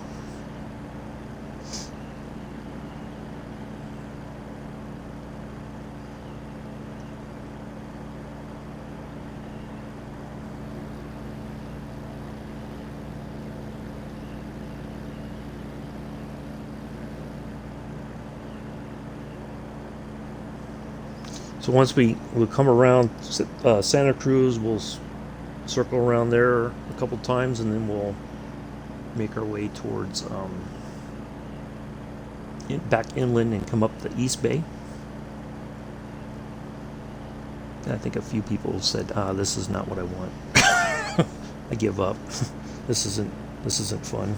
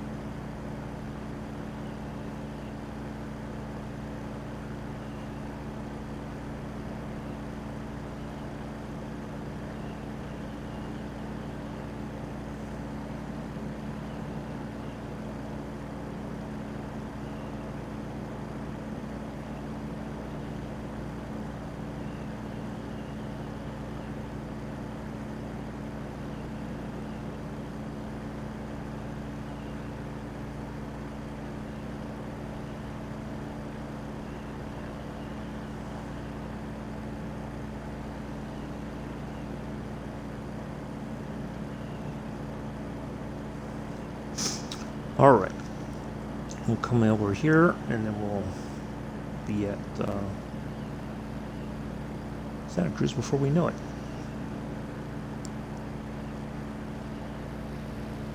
So yeah, lots of neat places.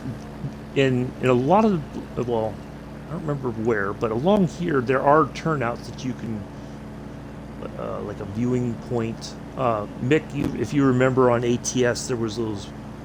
If you turned off the freeway or whatever, there was like a point of interest, or like a part where you could pull in, and then it was like a collectible or whatever. But yeah, you can. There's places where you can pull out or pull off the freeway or whatever, the road here, and take in the scenery, take some pictures or whatever along the way. Get out and stretch your legs.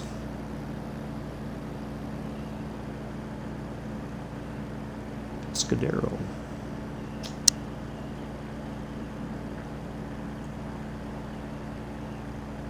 You know, certainly places you can park along the beach.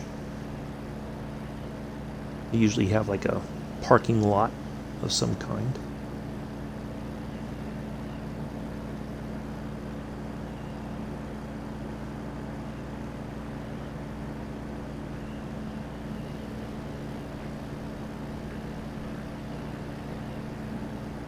But of course, on the coast, the weather is much colder because of all the, you get that cold air coming in right off the Pacific with the fog and all that. But inland, it's a little bit more mild, especially on the East Bay. The weather's, it could get chilly, but not like if you're on the coast of the Bay Area or along the Pacific coast here.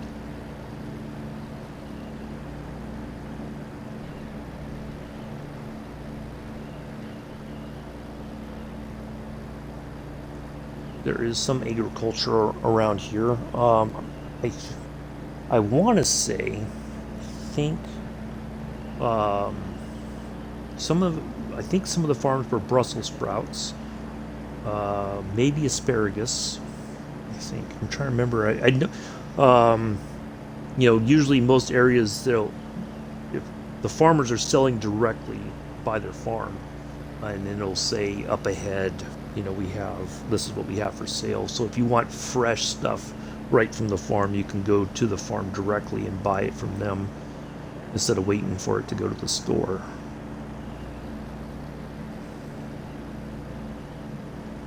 I think people who live in the area, that's what they prefer to do. They may not go to Walmart Supercenter or any other kind of grocery store. They buy a lot of their stuff directly from the farmers.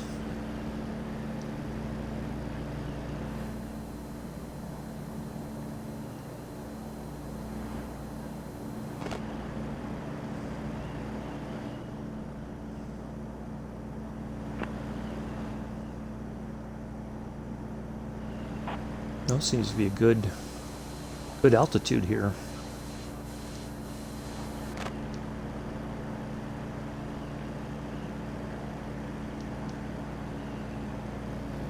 Get a view of some of the scenery here as we make our way down to Santa Cruz.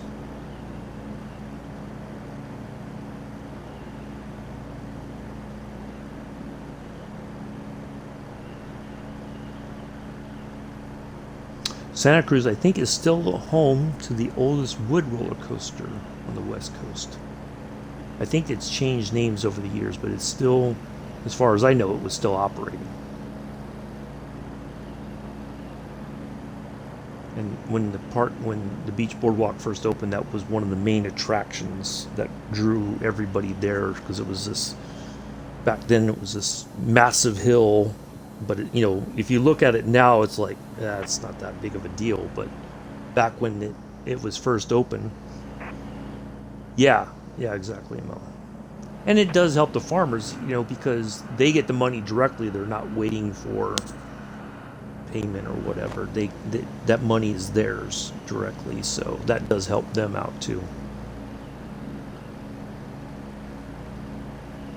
A lot of places in California, even up in Northern California, where you have a lot of like walnuts and pistachio farms and all that, you can go, they sell it directly right there.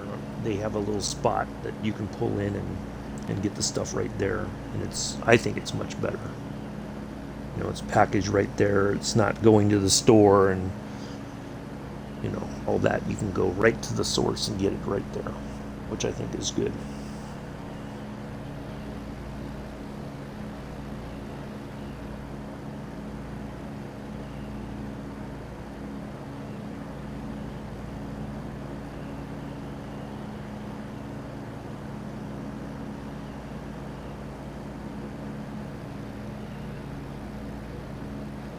Those are like greenhouses down there. A lot of nurseries too. So for people who are looking to change their garden or whatever, there's a lot of local nurseries as well that you can go and get flowers or trees or whatever. You can get seeds and all kinds of stuff. So I think it was kind of a big business. I don't know about anymore because some people may not be able to afford it, but gardening is, I think, one of the big sort of things in the Bay Area.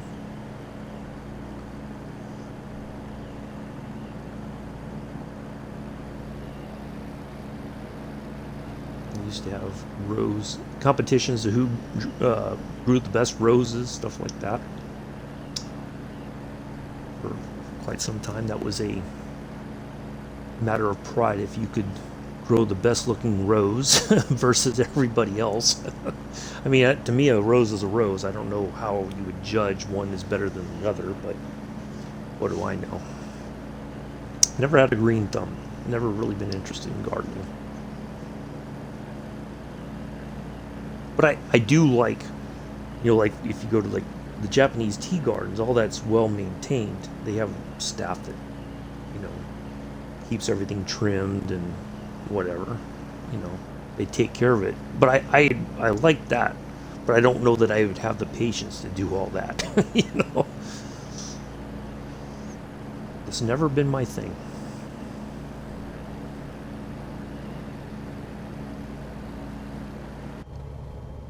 All right, so we're just kind of cruising along here. Turn right or left just a smidge.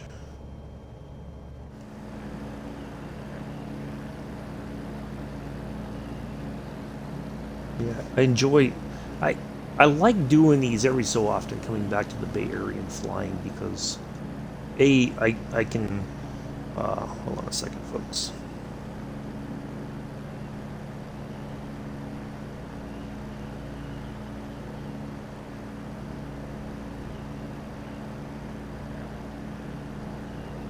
buffering there. Okay, now we're good. Because there's always something more to talk about, and I thought, it'd be interesting if we flew down the coast here to Santa Cruz. We could, in theory, fly all the way down to Monterey if we wanted, but we can do. We've done plenty of flights around California. I like doing them every so often, just because we do have some new viewers to the channel. Maddox83. Thank you for the follow. I'm sorry, I just realized I saw that at the top of the chat. So, thank you for the follow. Greatly appreciate it. Hopefully you're enjoying the flight. But yeah, I like to do this every so often because I do miss home. I wish I could visit more often. But things are the way they are, and it's. I was home. I went to the Bay Area last year. This time last year I was in Savannah. But I was home before the 4th of July weekend. I was just a couple days in the Bay Area, very quick visit. But but I didn't go see family or anything. I just went for myself, basically, just to enjoy, just a few days in the home area, and yeah, it's just not the same with the amount of crime and just all kinds of stuff going on. It's sad. It breaks my heart that the Bay Area is just. It's degenerated, basically, unfortunately. But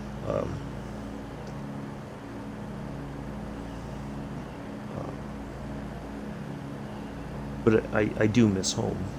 I wish I could afford to live there, but I can't.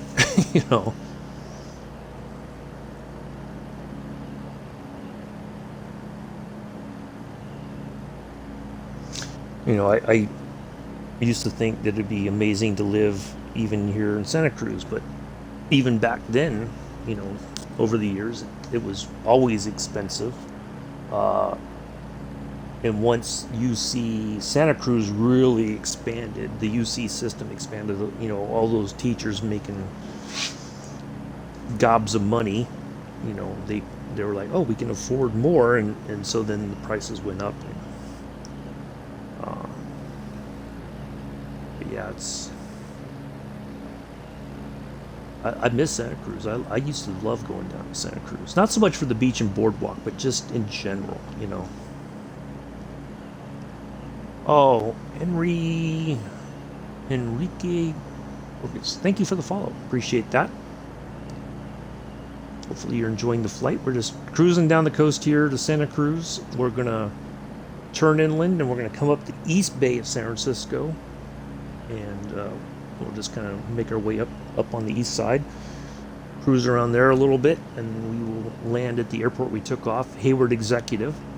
I used to, when I was young, we used to go by there, and back then, I'm not going to give the year, because I don't want anybody figuring out how old I am, but there used to be a Marine Corps Reserve unit there at Hayward that flew F-4 Phantoms, and every so often they would do, like on a, no, I do not have multiplayer activated, Enrique. On Sundays I don't. Monday through Saturday, on the other hand, we do. If you click, there's a link to the Discord server. If not, here, let me, I'll put it in the chat. I have every week I have a stream schedule, and if you want to join, you're more than welcome to. We try to fly different stuff, just so that we,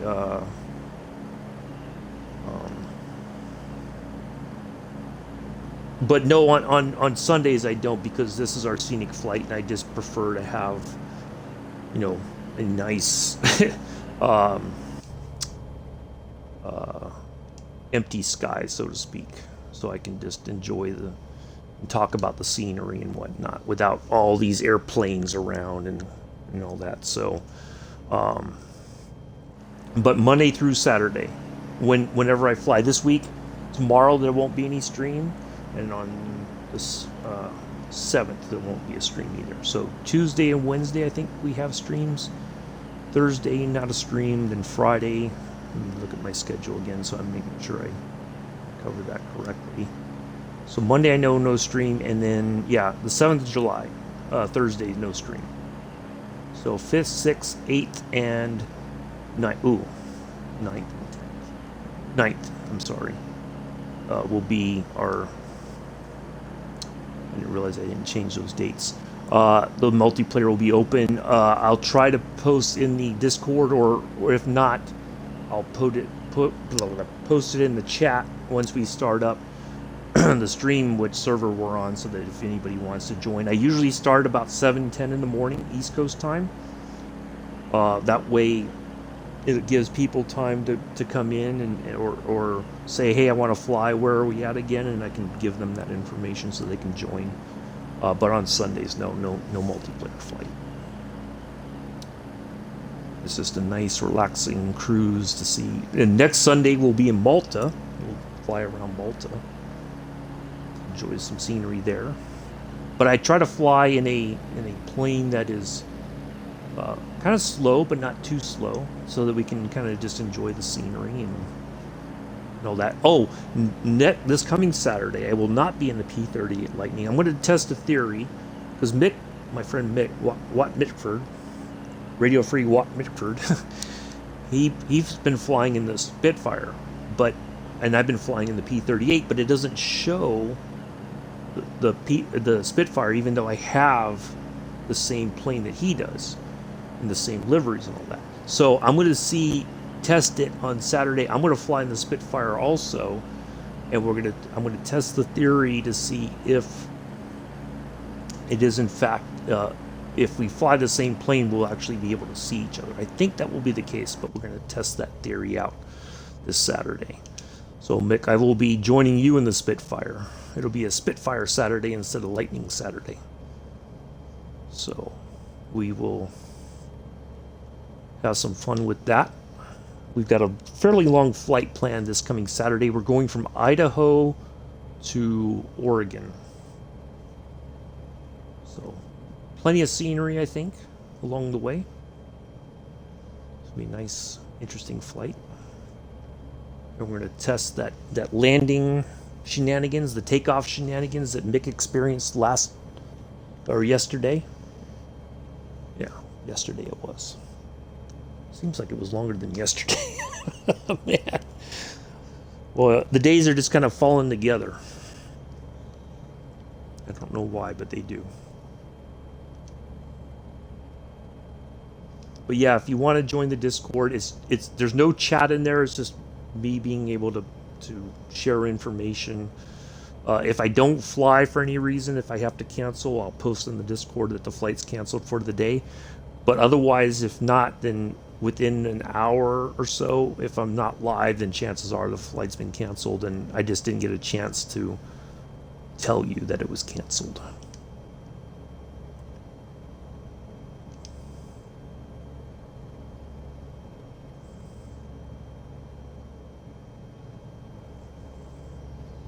But I do.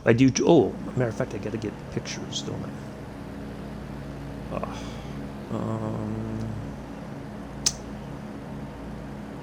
I'll get a picture on Mr. Addy's my. Oh, you never know him. That's a good question, Mel. Probably not. He probably buggered off. Joe might be live by now. Who knows?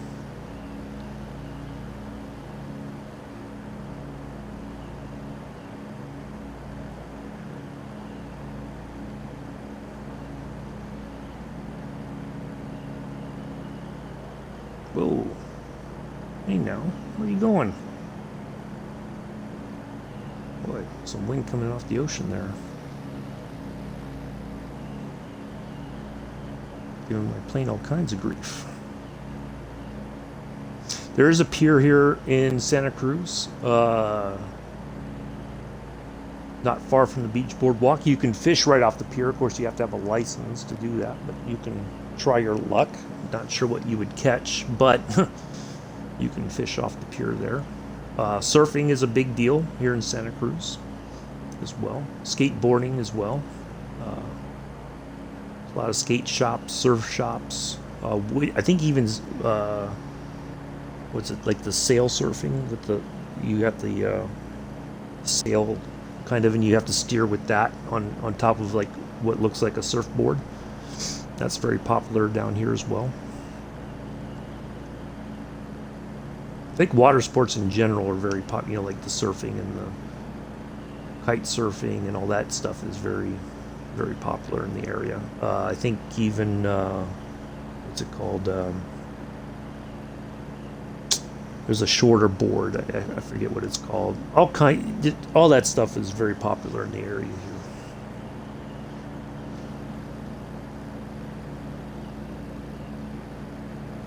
I'm surprised. The beach boardwalk should be a point of interest. It would be amazing if they could actually handcraft the beach boardwalk and then just improve the overall look of it. But I don't know. That would take. I don't know what that would take to do. But it would be amazing, I think.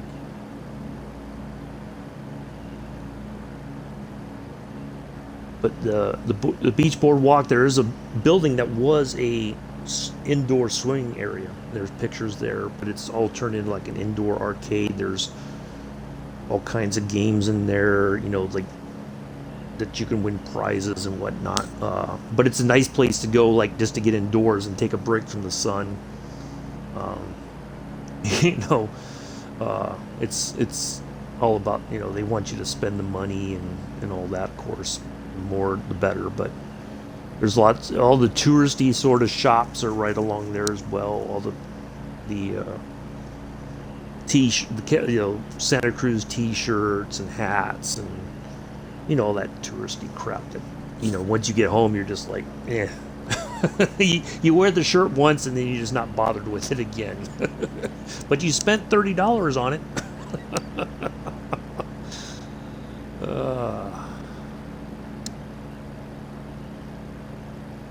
But I do believe that should be. I think it's coming up here. Yeah, because there's the pier that you can fish off of, but the beach boardwalk should be like right here.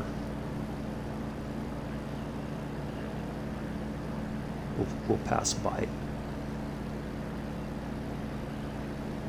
There on the left. You might be able to make out the roller coaster very faintly. Wow, that doesn't look good. That looks like something fell apart there. Wow. Yep, there's the roller coaster. There is a water log ride. It doesn't take very long to do, but it's fun. You go down the hill and you splash. Everybody freaks out because they don't want to get wet. And it's like, why did you go on the log ride if you don't want to get wet? Doesn't make much sense, but a lot of there's a lot of interesting architecture down here. There is an old railroad. I think you can actually take a ride on the railroad. It takes you from Santa Cruz, I think, down a little bit. I'm not sure how far, but it's like just a fun thing to do if you're into that sort of thing. So I'm gonna turn the autopilot off. We're gonna swing back around here.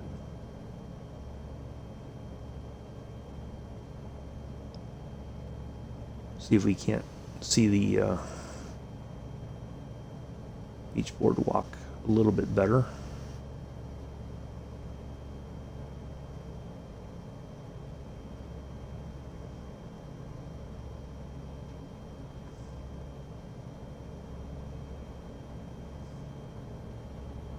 Oh, it's right there. Okay. Almost got lost for a second.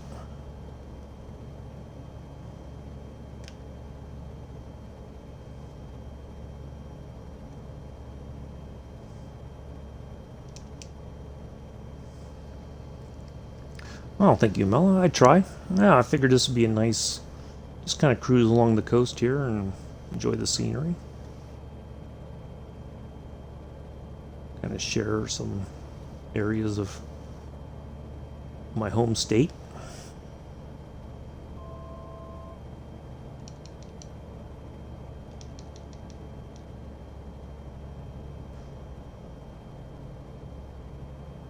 There's lots of stuff to do here. Always something. Oops, wait a minute. Oh, it's over there. Okay. I lost. See, I got lost already.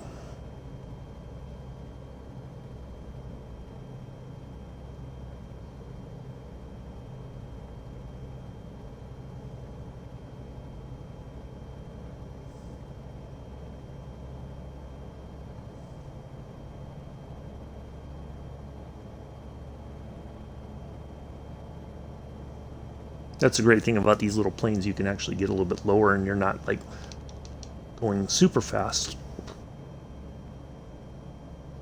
I don't know what these are supposed to be. I'm guessing these are supposed to be trees, but they're just not rendering in very well. But yep, there's the area I was talking about. And then there's the roller coaster right there. And then the log ride right there. There's the, I think it was called the Big Dipper. I don't know if it's changed names or not, but that's what it was called.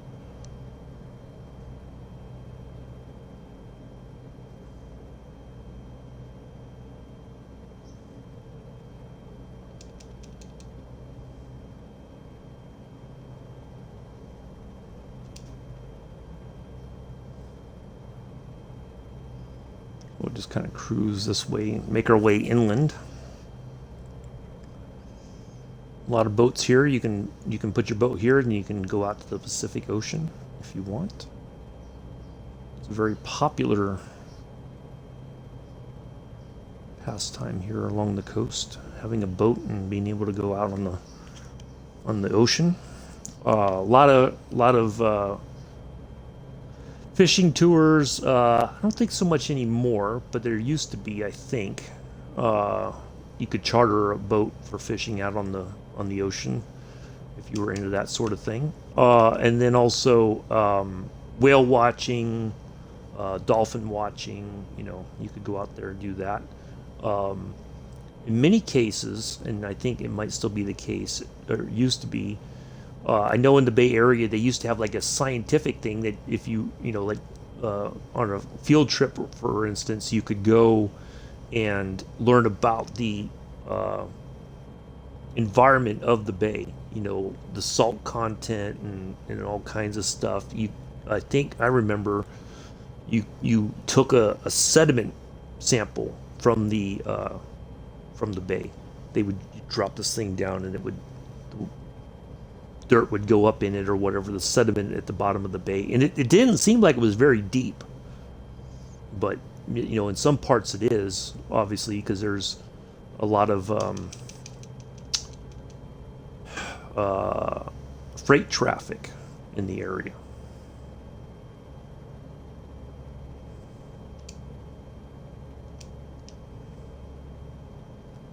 Let's get the autopilot back on. We'll climb up in altitude here just to get... Ooh, maybe not up, but maybe we need to just to be on the safe side. Just add a little altitude here.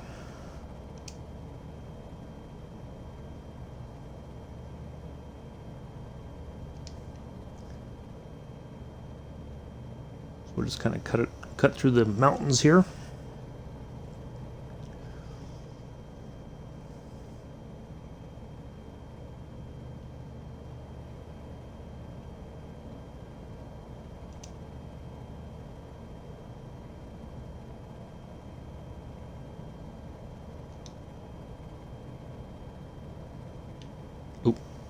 I wonder why.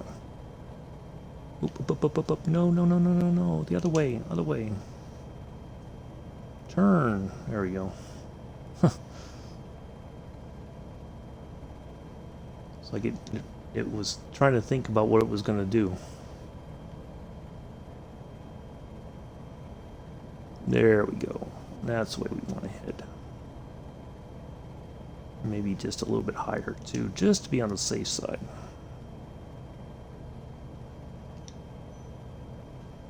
Get over this area, and then we'll be in the East Bay, and we'll go up the East Bay, and we'll be done. So yeah, just a nice relaxing day. Not worried about the trains, not worried about getting people there on time. Just a nice. I do enjoy these Sunday flights because, especially when we get to see places we haven't ever been to yet, or revisiting some places as it's changed. Points of interest have been added. We can go ahead and turn that off now. We don't need the direction thing.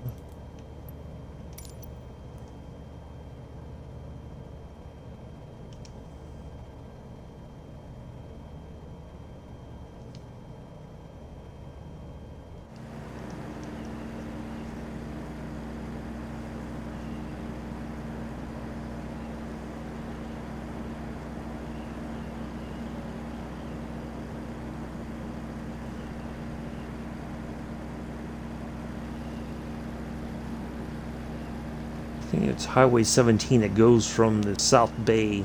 You cut through these mountains and then into, you go through Scotts Valley down into Santa Cruz. The freeway takes you right through there. Matter of fact.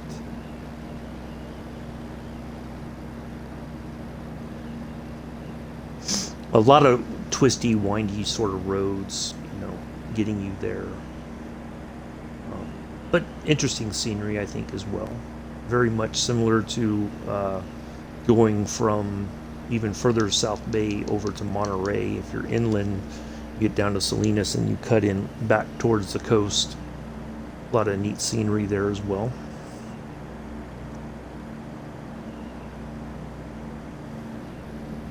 I think that's the main, might be Highway 17 there. A lot of people live out here and commute to the South Bay into Silicon Valley. So it was not uncommon for a long time, and probably still the case in some places, but Highway 17 would get congested with all the traffic, people working in Silicon Valley trying to get there. Of course, they never want to leave early. They always wait to the last minute to go. But if they left maybe an hour earlier, they would miss the traffic. But nobody wants to get to work an hour early, I guess, and just get working, and then you could go home, or possibly. If you got your work done, why not?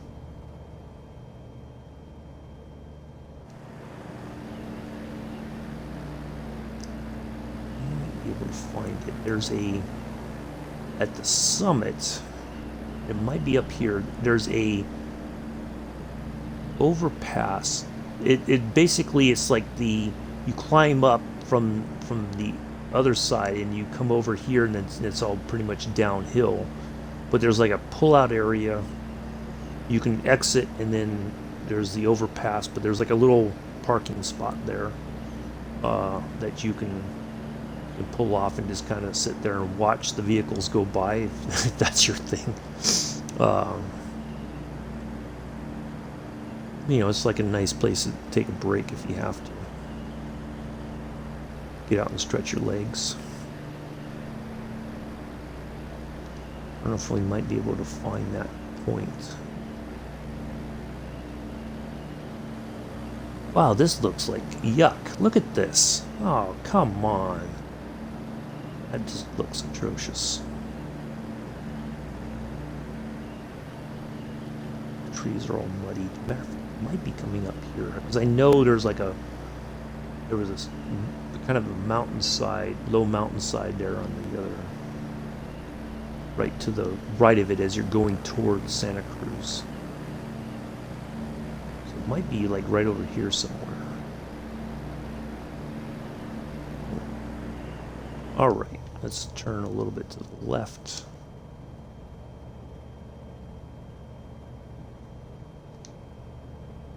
Kind of come down through the valley here, coming into the South Bay,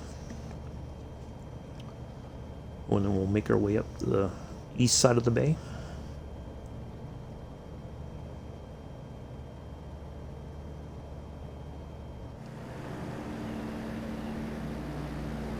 Yeah, I think it's like right up here somewhere. Of course, it may not be. Well, I don't know that they would do away with it for any reason, but sometimes you never know.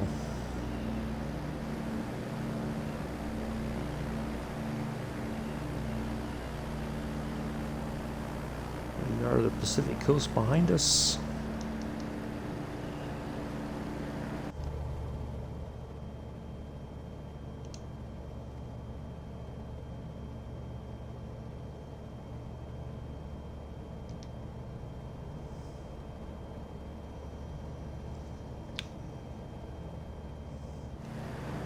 Yeah, that's Highway 17.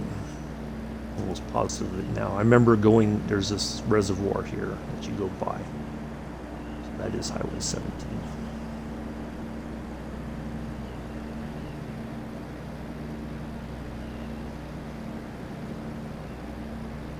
I can only imagine, like, if you bought a house in this area when how the price of the house was probably cheap, and you held on to it all these years and then sold it, you'd probably make a ridiculous profit.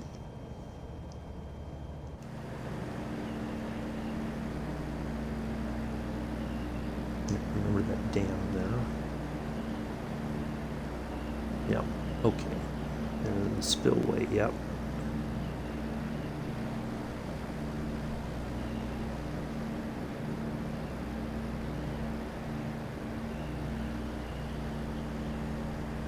Yeah, there we are. There is, saw it flash there for a second. There's Mount Sereno? Monte Sereno. Oh, Monte Sereno. And Los Gatos. Oh, I remember Los Gatos. I do believe in Los Gatos. I don't know if it's still there. There used to be a Ferrari dealership in Los Gatos. I think it might still be there, of course. Probably, you know, if the wealthy people could afford a brand new Ferrari.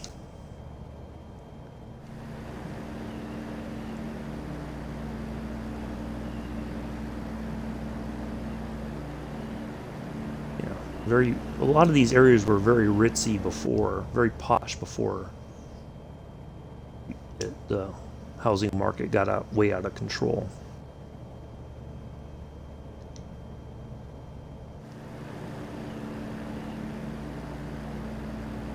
In most places in the Bay Area, it was a sign of wealth if you said you lived in a certain area. You're like, oh, family's got money then.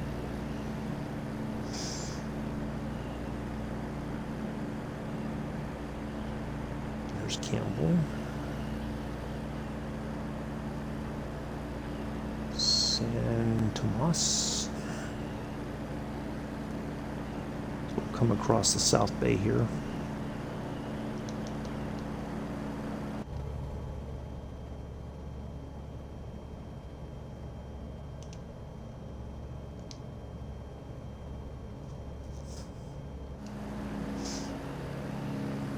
There's a way to go towards Highway 17 to take you to Santa Cruz right here. It should be, I don't know, is this Highway 101? I think it is. I might be wrong. I'm trying to remember my locations.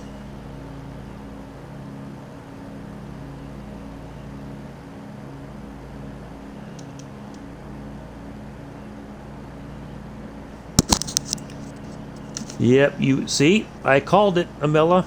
Didn't I say that? Mr. Addies, what are you like? Boy, I know Joseph.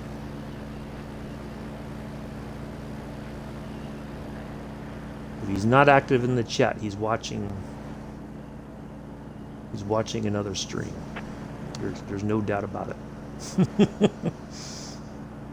All right, there's Fruitdale. So a lot of this area initially was a lot of these were farms, and then over a period of time, the farms kind of went away, and then just the communities grew. But initially, yep, see, never fails. If Joseph's not active in the chat, chances are either he's fallen asleep, he's eating, or he's watching another stream and can't be arsed.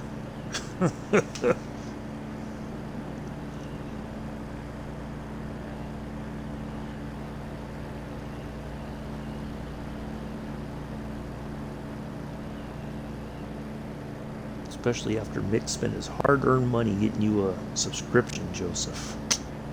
Man, unbelievable. It's like the kid who gets his favorite toy for Christmas and then buggers off and can't be bothered.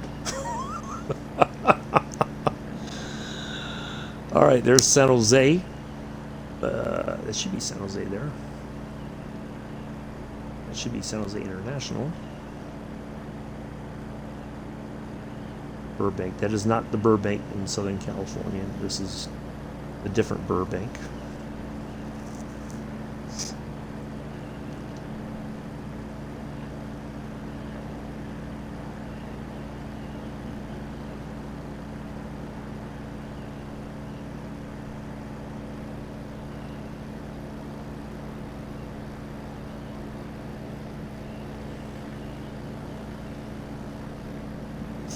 This is the 101's over there. There's a lot of different ways to get around the Bay Area. You don't have to always take the main routes. It's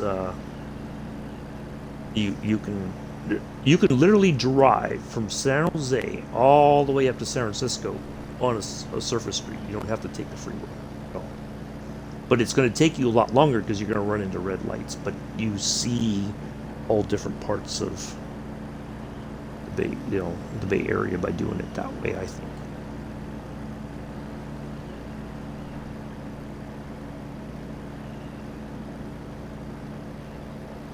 Matter of fact, I think we are near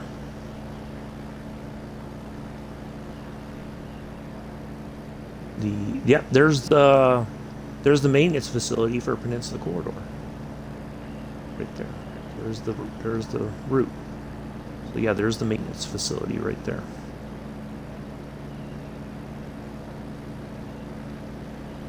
I do believe. Yep.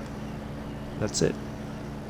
So San Jose Dearden is right over there.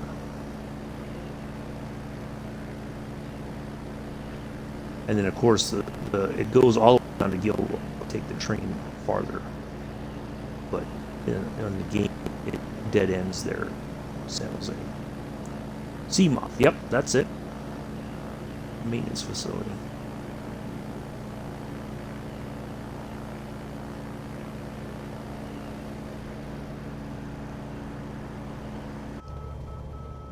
Do you know your way to San Jose? Do do do do do do do do do.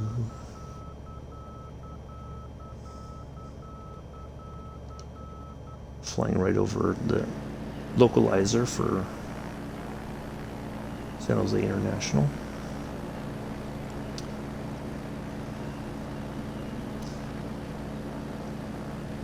Oh, there's Mr. Mick, still lurking.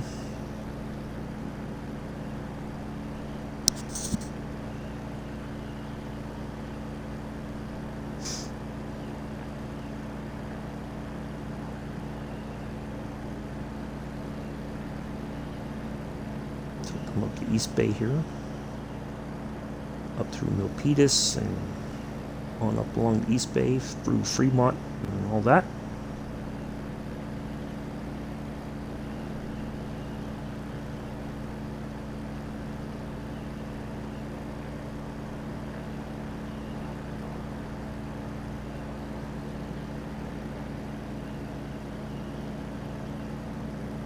Thank you once again for everybody coming in. Thank you to Max T83 and Enrique Corgus for the follows. Thank you Ryson64 for the gifted sub earlier. 12 subs, 120 followers. Thank you all. Appreciate that. Thank you for your support.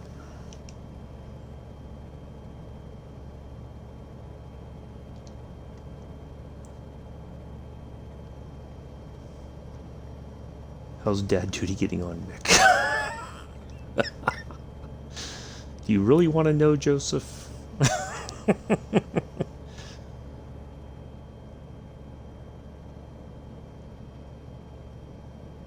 They got bored of me. Yeah. Oh yeah, it's been fun. Nice flight, nice, interesting. Figure, every so often I like to do this, just because when we have new viewers, and I've never, may have been a while since we flew around the Bay Area. I can share some interesting points and all that of the Bay Area. There's Milpitas. Worked here for quite some time, and as a security guard for some technology companies. For Apple, worked for Seagate, worked for Read-Write. Not them directly. I was a contracted security guard, so you were the lower class employee. You weren't to be respected. You were the security guard. So there's you can take. I think this route comes from Los Angeles. There's a train that you can take from Los Angeles up to what's it called? Jack London Square. There's a Amtrak station in Los Angeles, and then you can take Amtrak all the way up to Jack London Square in Oakland.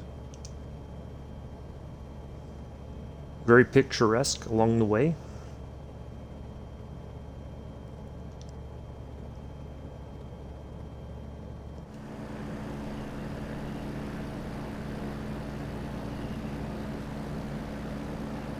I have taken that train ride before. It is from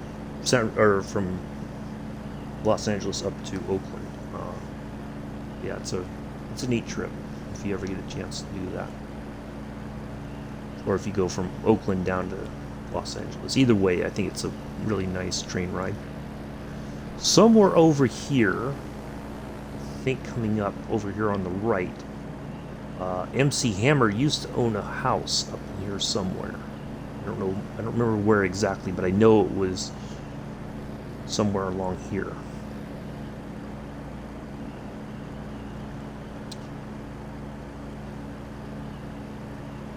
I don't think he owns it anymore.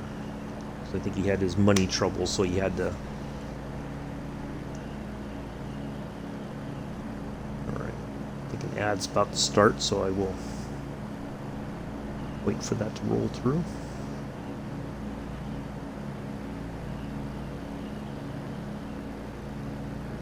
Yeah, he had a house down here somewhere.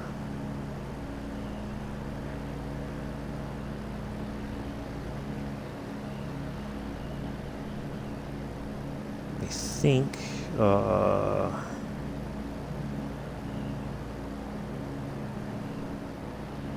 was trying to remember where Seagate was around here.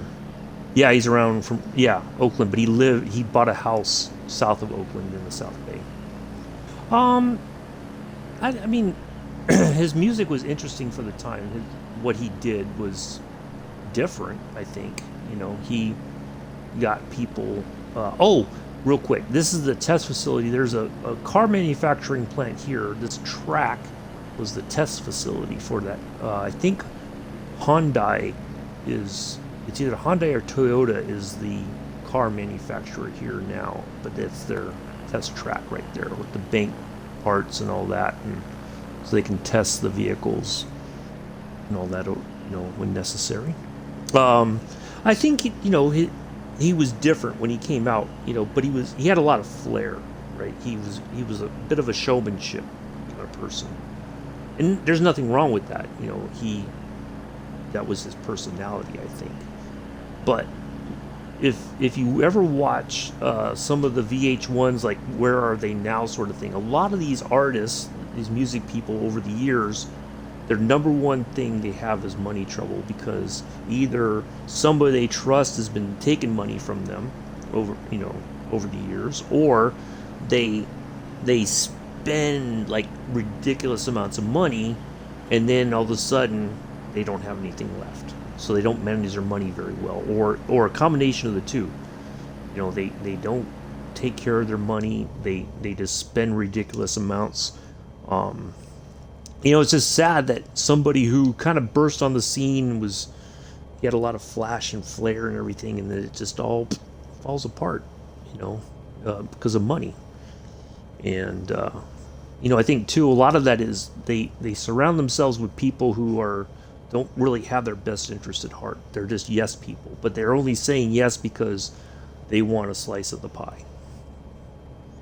But it's sad when somebody who, he's talented in his own way, and then it just all goes to hell in the handbasket because they don't manage their money very well, unfortunately. But we've had a lot of Bay Area artists like Huey Lewis and the News. I think they're from the Bay Area. Metallica, some of the members of Metallica were from the Bay Area. I think one of the members who died was originally from my hometown of Castro Valley. And that was one of those points of pride that, somebody who was in a big band like Metallica was from our part of the world. Yeah, it's just unfortunate that a lot of it, it's,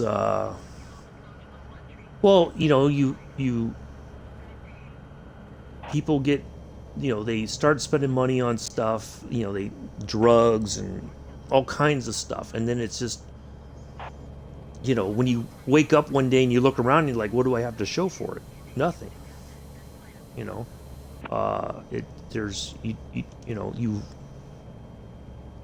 kind of ruined your life. You've lost so much, even though you initially thought, well, if I buy all these Ferraris and Porsches and Lamborghinis and all that, I have a nice car collection. But then when all the insurance, Huey Lewis and the News, I think was from the Bay Area, if I remember correctly. Chris Isaac's from the Bay Area, singer Chris Isaac. Yeah, we've had a lot of, the Grateful Dead, from the Bay Area. Jefferson Airplane, Jefferson Starship, Bay Area.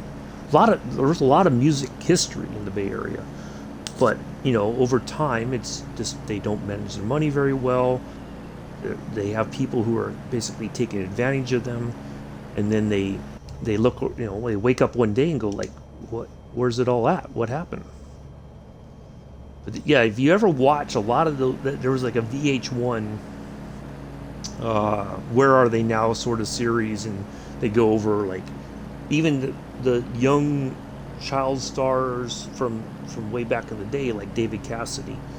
They talk about their early years and all the fame and everybody and all the posters and whatnot, and then all of a sudden they're like, and then suddenly when we come back from the break, I'm broke.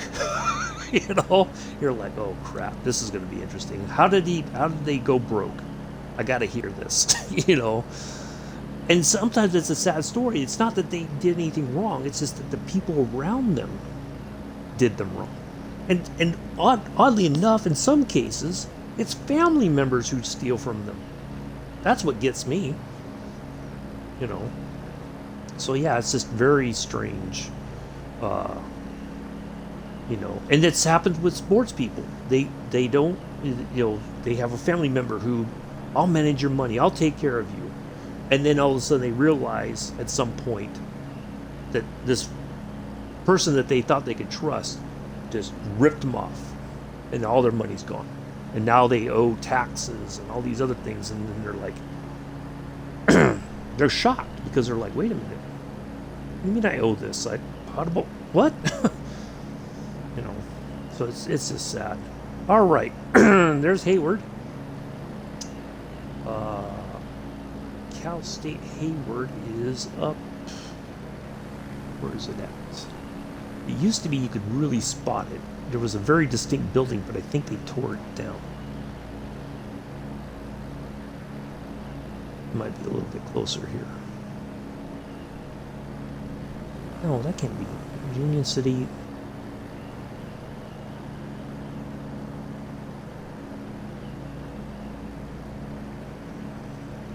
That doesn't seem right for Hayward, but I could be wrong. I think Cal State Hayward is maybe over there somewhere. I know it was up in the hills. They had a very distinct building for many years, and now I think they changed it because they expanded the campus.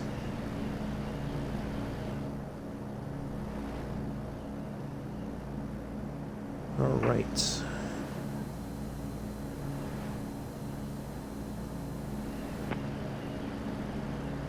Yeah, it's amazing how many people. I mean, yeah, but the Bay Area has always had a rich music history, um, going all the way back to the '60s. With the Summer of Love and a lot of the bands who basically kind of got their start in the Bay Area. They kind of gravitated towards that scene, and got their and then it just all over period, and then you lost people. Janis Joplin died very young, Jimi Hendrix, and but the history is there, but the people are, only a handful, I think, of the original Grateful Dead are still alive, but a lot of them are dead, or they're so old now that they're on their way out. All right. So if that's Fairview, okay. So here's what we're gonna do. That should be Castro Valley over yonder. I'm gonna get a little bit closer, and then I'm gonna turn off the autopilot, and we're gonna kind of hand fly around for a bit. I'm gonna take you. We got a little bit more flying to do, and then we'll get ready to put it on the ground. And we've been flying for about 2 hours and 10 minutes or so. Because we did do the quick run in the F-14, so if you're gonna watch us on the replay, do watch the first 20 minutes or so. We had a little bit of a fun in the F-14 first, and then right, let's turn heading mode off. All right, there we go. So there's our airport where we're going to land there at Hayward. All right.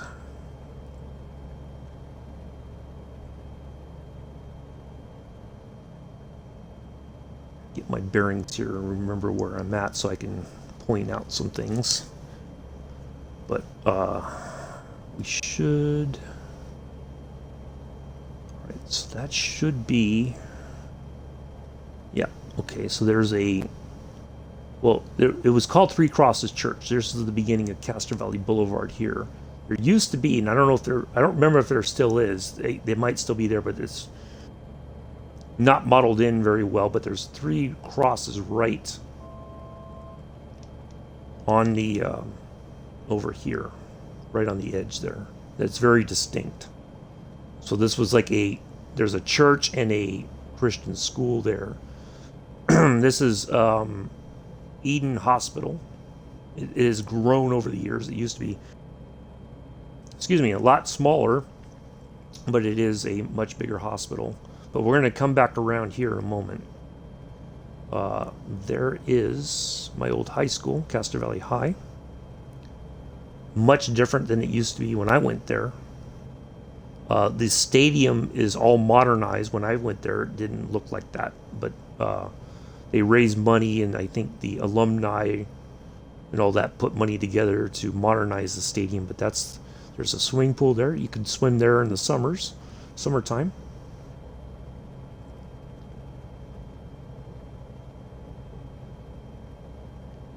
Oh, I better watch what I'm doing, otherwise I'm going to crash here.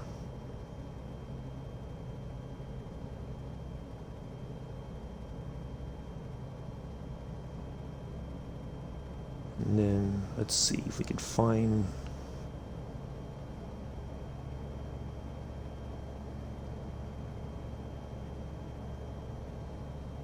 All right, that might be Castro Village. Yep, right there.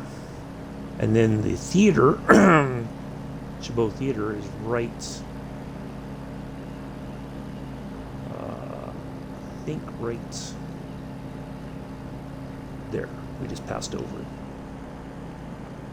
That was a place they had like matinee shows and all that you could go and.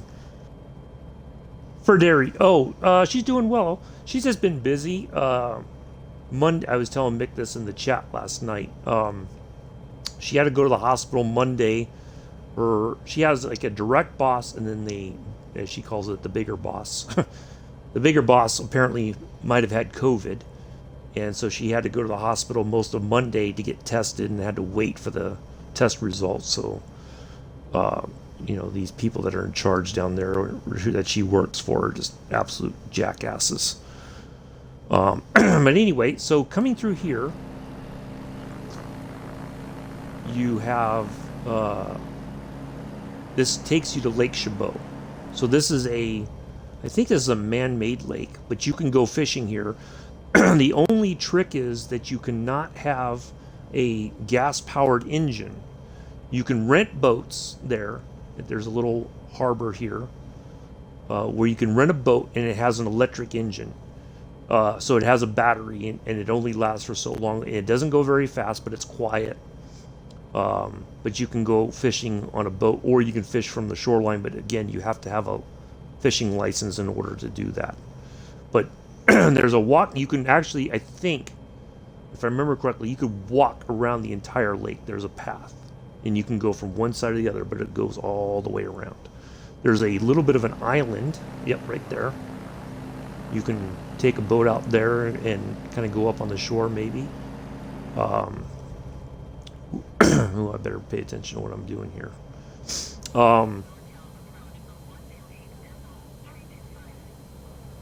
Yeah, very kind of a cool place to hang out, especially during the summertime. Plenty of... No, she doesn't. She got cleared. It was just, because I had messaged her, and I was like, boy, she hasn't... And I thought, well, maybe she's just busy. And then finally she's like, I'm at the hospital. My first thought was, oh, okay, what happened? I thought maybe she'd gotten in an accident.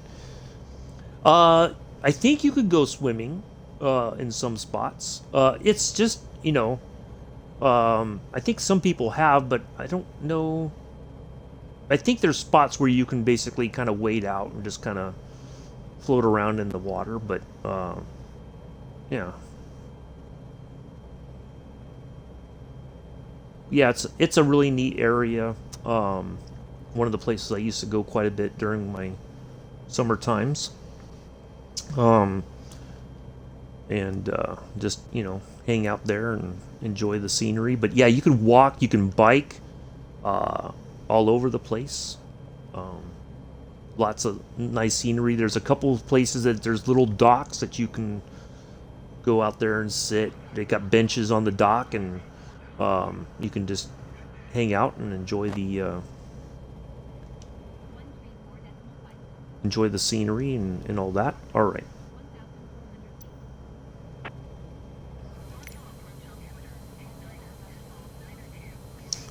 But there's a road, Redwood Road, actually goes all the way from Castor Valley. It cuts through the hills, and you end up in the hills of Oakland. It's a very nice drive.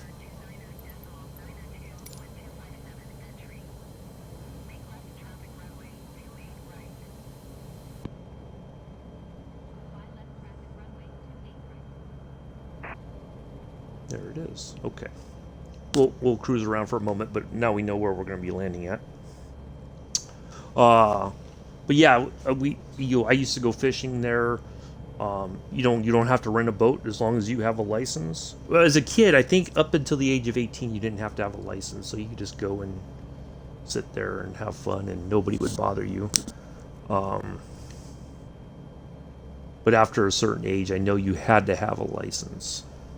Otherwise, if they would ticket you, and you would have to go back. You can get a day fishing license there at the harbor, and all that. But they used to, and I don't know if they still do, but I think they would stock every so often. They would stock it with fish, and all that. So there's Oakland International. So the Coliseum and all that, I think, is right there.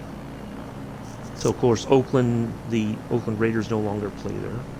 I don't know that the Athletics are staying there much longer because both of those places are kind of crumbling. You know, they need new stadiums, but I don't know if the city of Oakland's going to build them a new stadium.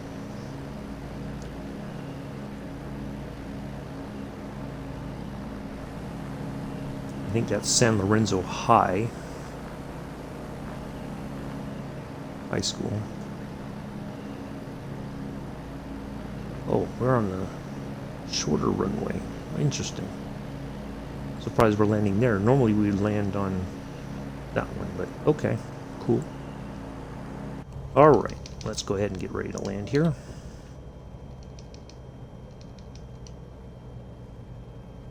Hopefully you've all enjoyed this. I'm going to wrap things up here because we've been going for quite some time. Hopefully you've not gotten tired of my voice. Except we know Joseph did because he buggered off to go watch Joe. Joseph. I don't know about you, man.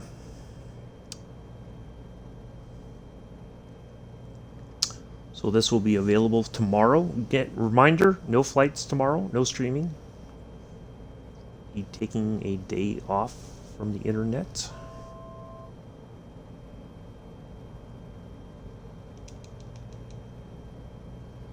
So if you message me, I apologize if I don't get back to you. I will get back to you on Tuesday. We'll be in the Tuesday. Oh, let's talk about Tuesday real quick once we're on the ground. We'll talk. Well, I'll show you the plane. Let me refresh here because we're starting to buffer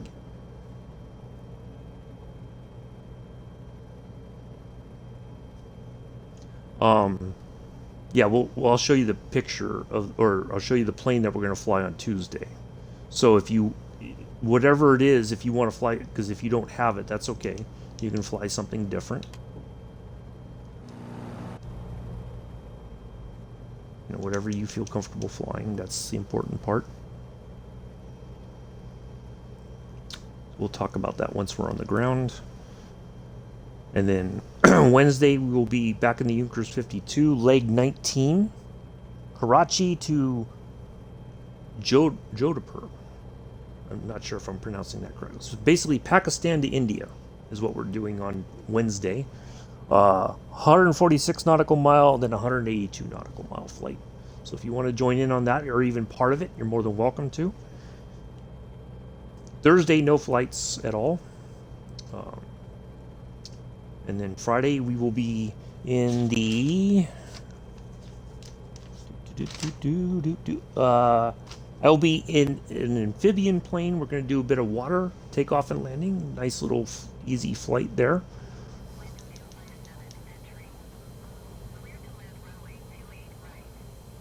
I wanted 28 left. Why'd you take me to 28 right? I don't think anybody ever landed on 28 right. I don't know that that runway is even still open. I think most of the traffic was always on 28 left.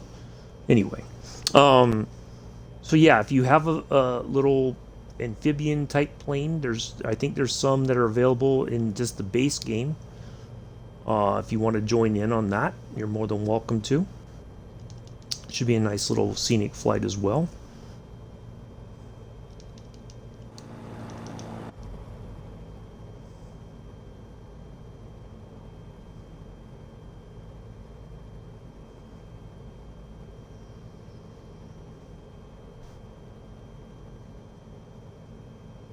And then Saturday, I will be in the Spitfire. Mick will be in the Spitfire. Anybody else who wants to join in, you're more than welcome to. If you want to fly a Warbird, or if you just want to fly something else in general, you're more than welcome to do that. We get started at 7:10 East Coast time, 11:10 UTC, 12:10 UK. That gives me time to make sure everybody can get in if they want to join, where we're taking off from, and all that kind of information.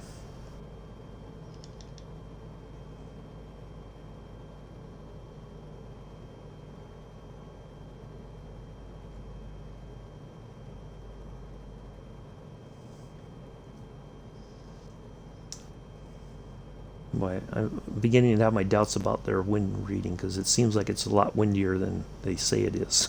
I think they're not telling the truth.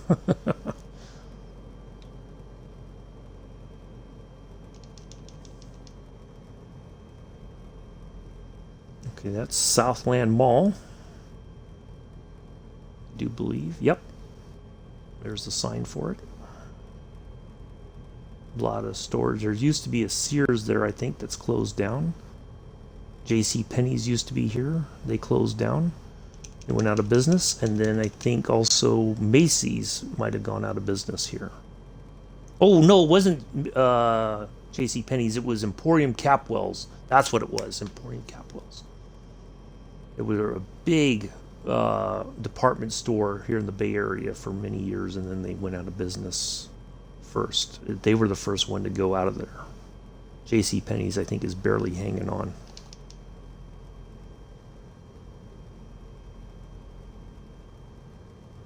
Yeah, I remember there's like that little deflector there. I think the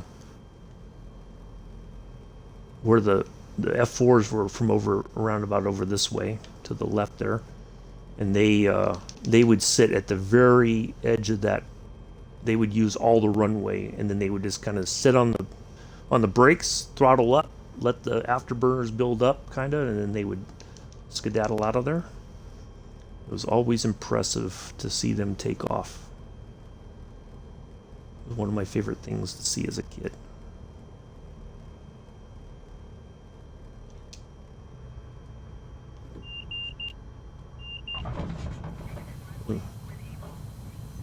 Oops, a daisy. Oops, a daisy. Well, this thing's got... It's a little bit... got a bit of torque there as well.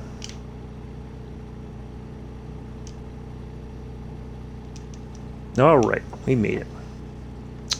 So it is actually 7 o'clock in the morning on the East Coast, so the sun is just now coming up, or has been up for a little bit now. So welcome to Hayward. We know you have many options when it comes to your Microsoft flights. Live viewing streams and all that good stuff. We're glad that you chose to fly with us today. We will not be back tomorrow. We'll be back Tuesday. I'll show you the aircraft. Mick, if you want to fly with me on Tuesday, we'll see if we can't pick out a plane real quick that works for you.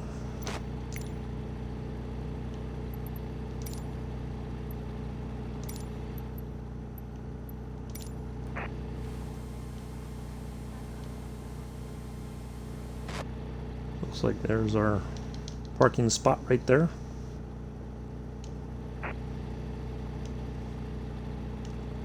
Wow, we just lost a bunch of viewers all of a sudden. Everybody's like, oh, he's on the ground. Okay, I'm done. I can't be arsed.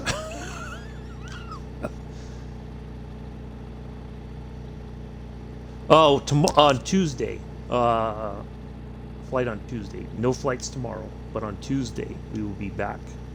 I'll show you the plane that I'm going to fly, and if you want to fly with me on Tuesday, you can. I don't think it's a plane that you have, but we can try to figure out something that's comparable to what I will be flying. But we'll do that real quick before we wrap things up for the day. Well, this plane has just got its own little... Man, the throttle, it's like, even though I'm off the throttle, it just wants to get up and go. Alright.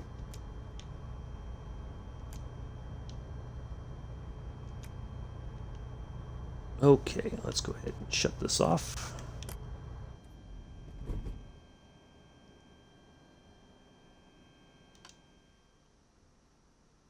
Two hours and 1 minute. There we go. Thank you, Mella. Hold on, let me make a note of that in my flight log, my personal log, because Lord knows it'll disappear.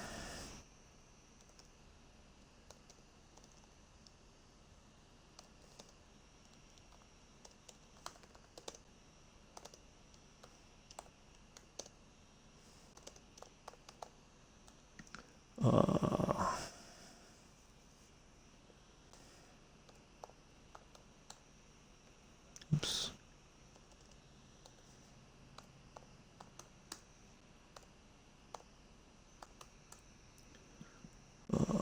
Zero, 2,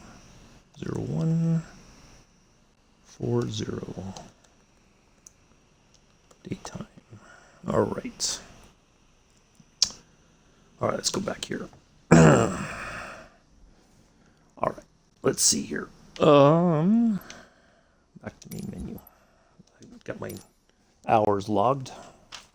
So for Tuesday, I think we're going to be doing a bit of island hopping. Matter of fact, I'll show you the flight plan, and then that way, Mick, you can decide if you want to fly on Tuesday or not. So let's pick our plane first.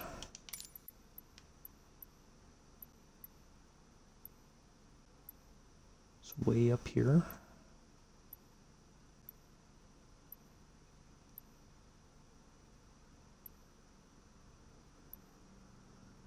There you go. So it's a plane, the cruising speed's about 124 knots. Okay. I don't think it's going to be a very far flight. 79, 52, yeah. So it should be but I'll show you where we're going to be at. Let's just go ahead and make this live. Otherwise it's going to drive me nuts. GCLA.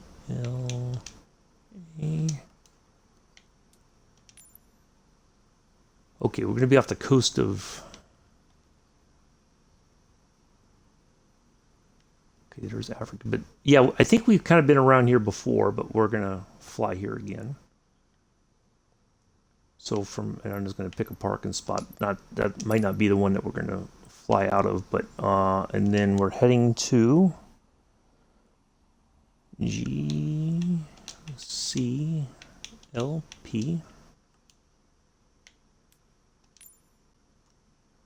Right over here, and we're coming in on runway 21 left. This one. Arrive, and we'll do a VOR to VOR. Oh, it says it's not available, but I think that's, well, I may have to put it in manually. But basically, we're gonna fly over here on Tuesday.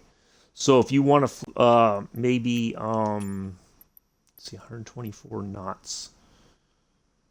I'm trying to think what base plane that you have that would work, that you would like to fly.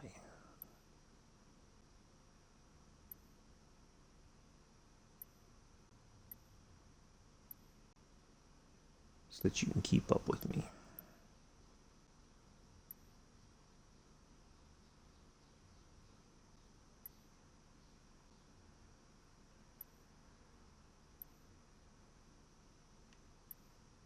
Well, actually, if you take the Cessna again, the 172, that should work. So if you want to fly with me, you can use the Cessna 172 on Tuesday if you want to fly. And then, so yeah, you should be able to keep up with me with that. And then we're departing from runway... Looks like runway 36 will be our departure runway. But it won't be a straight shot. We're going to have a couple of points that we're going to use for navigation. So it should be just a fun little flight for Tuesday. So yeah, that'll work. So yeah, you can meet me on the runway. I'll verify it because sometimes the departure runway changes, but we'll verify that on Tuesday morning. I'll update, and then it should still be the same, but we'll see. But it may change, but I'll let you know which is the departure runway the morning of. So, your Pandu is raiding with a party of 10. Well, thank you, Pandu, with the raid. Appreciate that. We're just getting ready to wrap up. As a matter of fact, we're just talking about Tuesday's flight. We just had a very nice flight around the San Francisco Bay Area. So for those of you who are just coming in, thank you. It says there's a party at 10, but I'm not seeing, it's not updated to show that we have like 16 viewers or something like that, but that's okay. But welcome. My name is Uncle B. We fly basically 7 days a week. This week, tomorrow we won't be flying, and Thursday there won't be a flight. Monday through Saturday, the multiplayer will be open. So if you want to join in, more than welcome to. There's let me put a link to the Discord in there. So if you want to keep up to date with what we're doing and when we're doing it, I do try to update the schedule for the week. I try to get that in the Discord as quickly as possible so everybody has an idea of what we're doing. It's not a chat Discord or anything like that. It's just a way for me to communicate our schedule. And then if I'm not flying, then also to let everybody know that the flight's canceled for the day.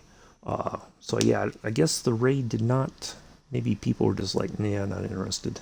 That's okay. Let me refresh real quick to see what's going on here. Yeah, okay, that's fine. But anyway, if any of you are still sticking around from the raid, thank you. But yeah, that's what we do. We try to fly different things. Mondays and Wednesdays, we have a flight. It's a 1930s KLM route from Amsterdam to Indonesia. We are using the Junkers 52 for that flight. This Wednesday will be leg 19 of 32. I've kind of broken it up into smaller chunks as much as possible, so it's easier for me to do. On Tuesdays, we have regional jet, regional prop, regional business jets sort of flights. Thursdays, right now, it's going to be general aviation Thursdays and Fridays. Hello, you're Pandu. Thank you. Appreciate the follow. So general aviation on Thursdays and Fridays. So if you want to fly a Cessna 172 or something, what my goal is to try to find planes that most everybody has access to on the very base level of the game. So we can all fly the same plane and just enjoy flying together and learning together. And you know, if you're just new and you just want to log some hours, you're more than welcome to come along. And but on the Discord, I do post, like when we do a flight, you know, like when we do a jetliner flight, you know, I'll put the departure route, the arrival route, and then our runways and everything. So people, if they want to join in, they're more than welcome to. Or if they want to fly a different route but still get to the same destination, more than welcome to do that. However you want to do it. Now it's showing more people. But yeah, and then Saturdays, generally it's called Lightning Saturday. I fly the P-38 Lightning. My friend Watt Mickford flies the Spitfire, but this Saturday I will be flying the Spitfire as well. We're kind of testing a theory that I can see him in the Spitfire if I'm flying a Spitfire too, but if I'm in the P-38, it shows him as like a tail dragger, but not a Spitfire tail dragger, something else. So we're just going to kind of test that theory out. And then Sundays, no multiplayer flight, but I do like a scenic flight. We just flew around the San Francisco Bay Area. We went down the coast to Santa Cruz, cruised around there, checked out the beach and boardwalk, flew back inland up the East Bay, toured my hometown real quick, and then just landed in Hayward. So we took off from Hayward and landed there. So yeah, that's what we do. So if you want to hang out, you're more than welcome to. Everybody's welcome. If you want to join in on the flights Monday through Saturday, they're more than welcome to. If you come in, if you don't have the Discord but you want to fly, I'll give you all the information. I start the stream a little bit early so that if people are coming in and want to fly with me, they can say, hey, what server and all that kind of stuff, and I can give you all that information. And then I'll get my plane started up. We'll taxi out and get out of there. So, but thank you for the raid. I greatly appreciate that, Pandu. Anyway, that will do it for today, folks. I greatly appreciate everybody coming in and hanging out. Hope you enjoyed the flight. And I hope you enjoy the rest of your Sunday, morning, afternoon, and evening. For those of us in America, happy 4th of July tomorrow. I will not be online at all. Just remember, if I don't return your messages or your anything, Don't take it personally. I'm going to be independent from the internet tomorrow. But do enjoy your weekend, your rest of your day, early Monday, depending on where you are in the world. I have been and always shall be your host, Uncle B, and your pilot. Not only your host, but your pilot as well, Uncle B. Until Tuesday, peace, live long and prosper.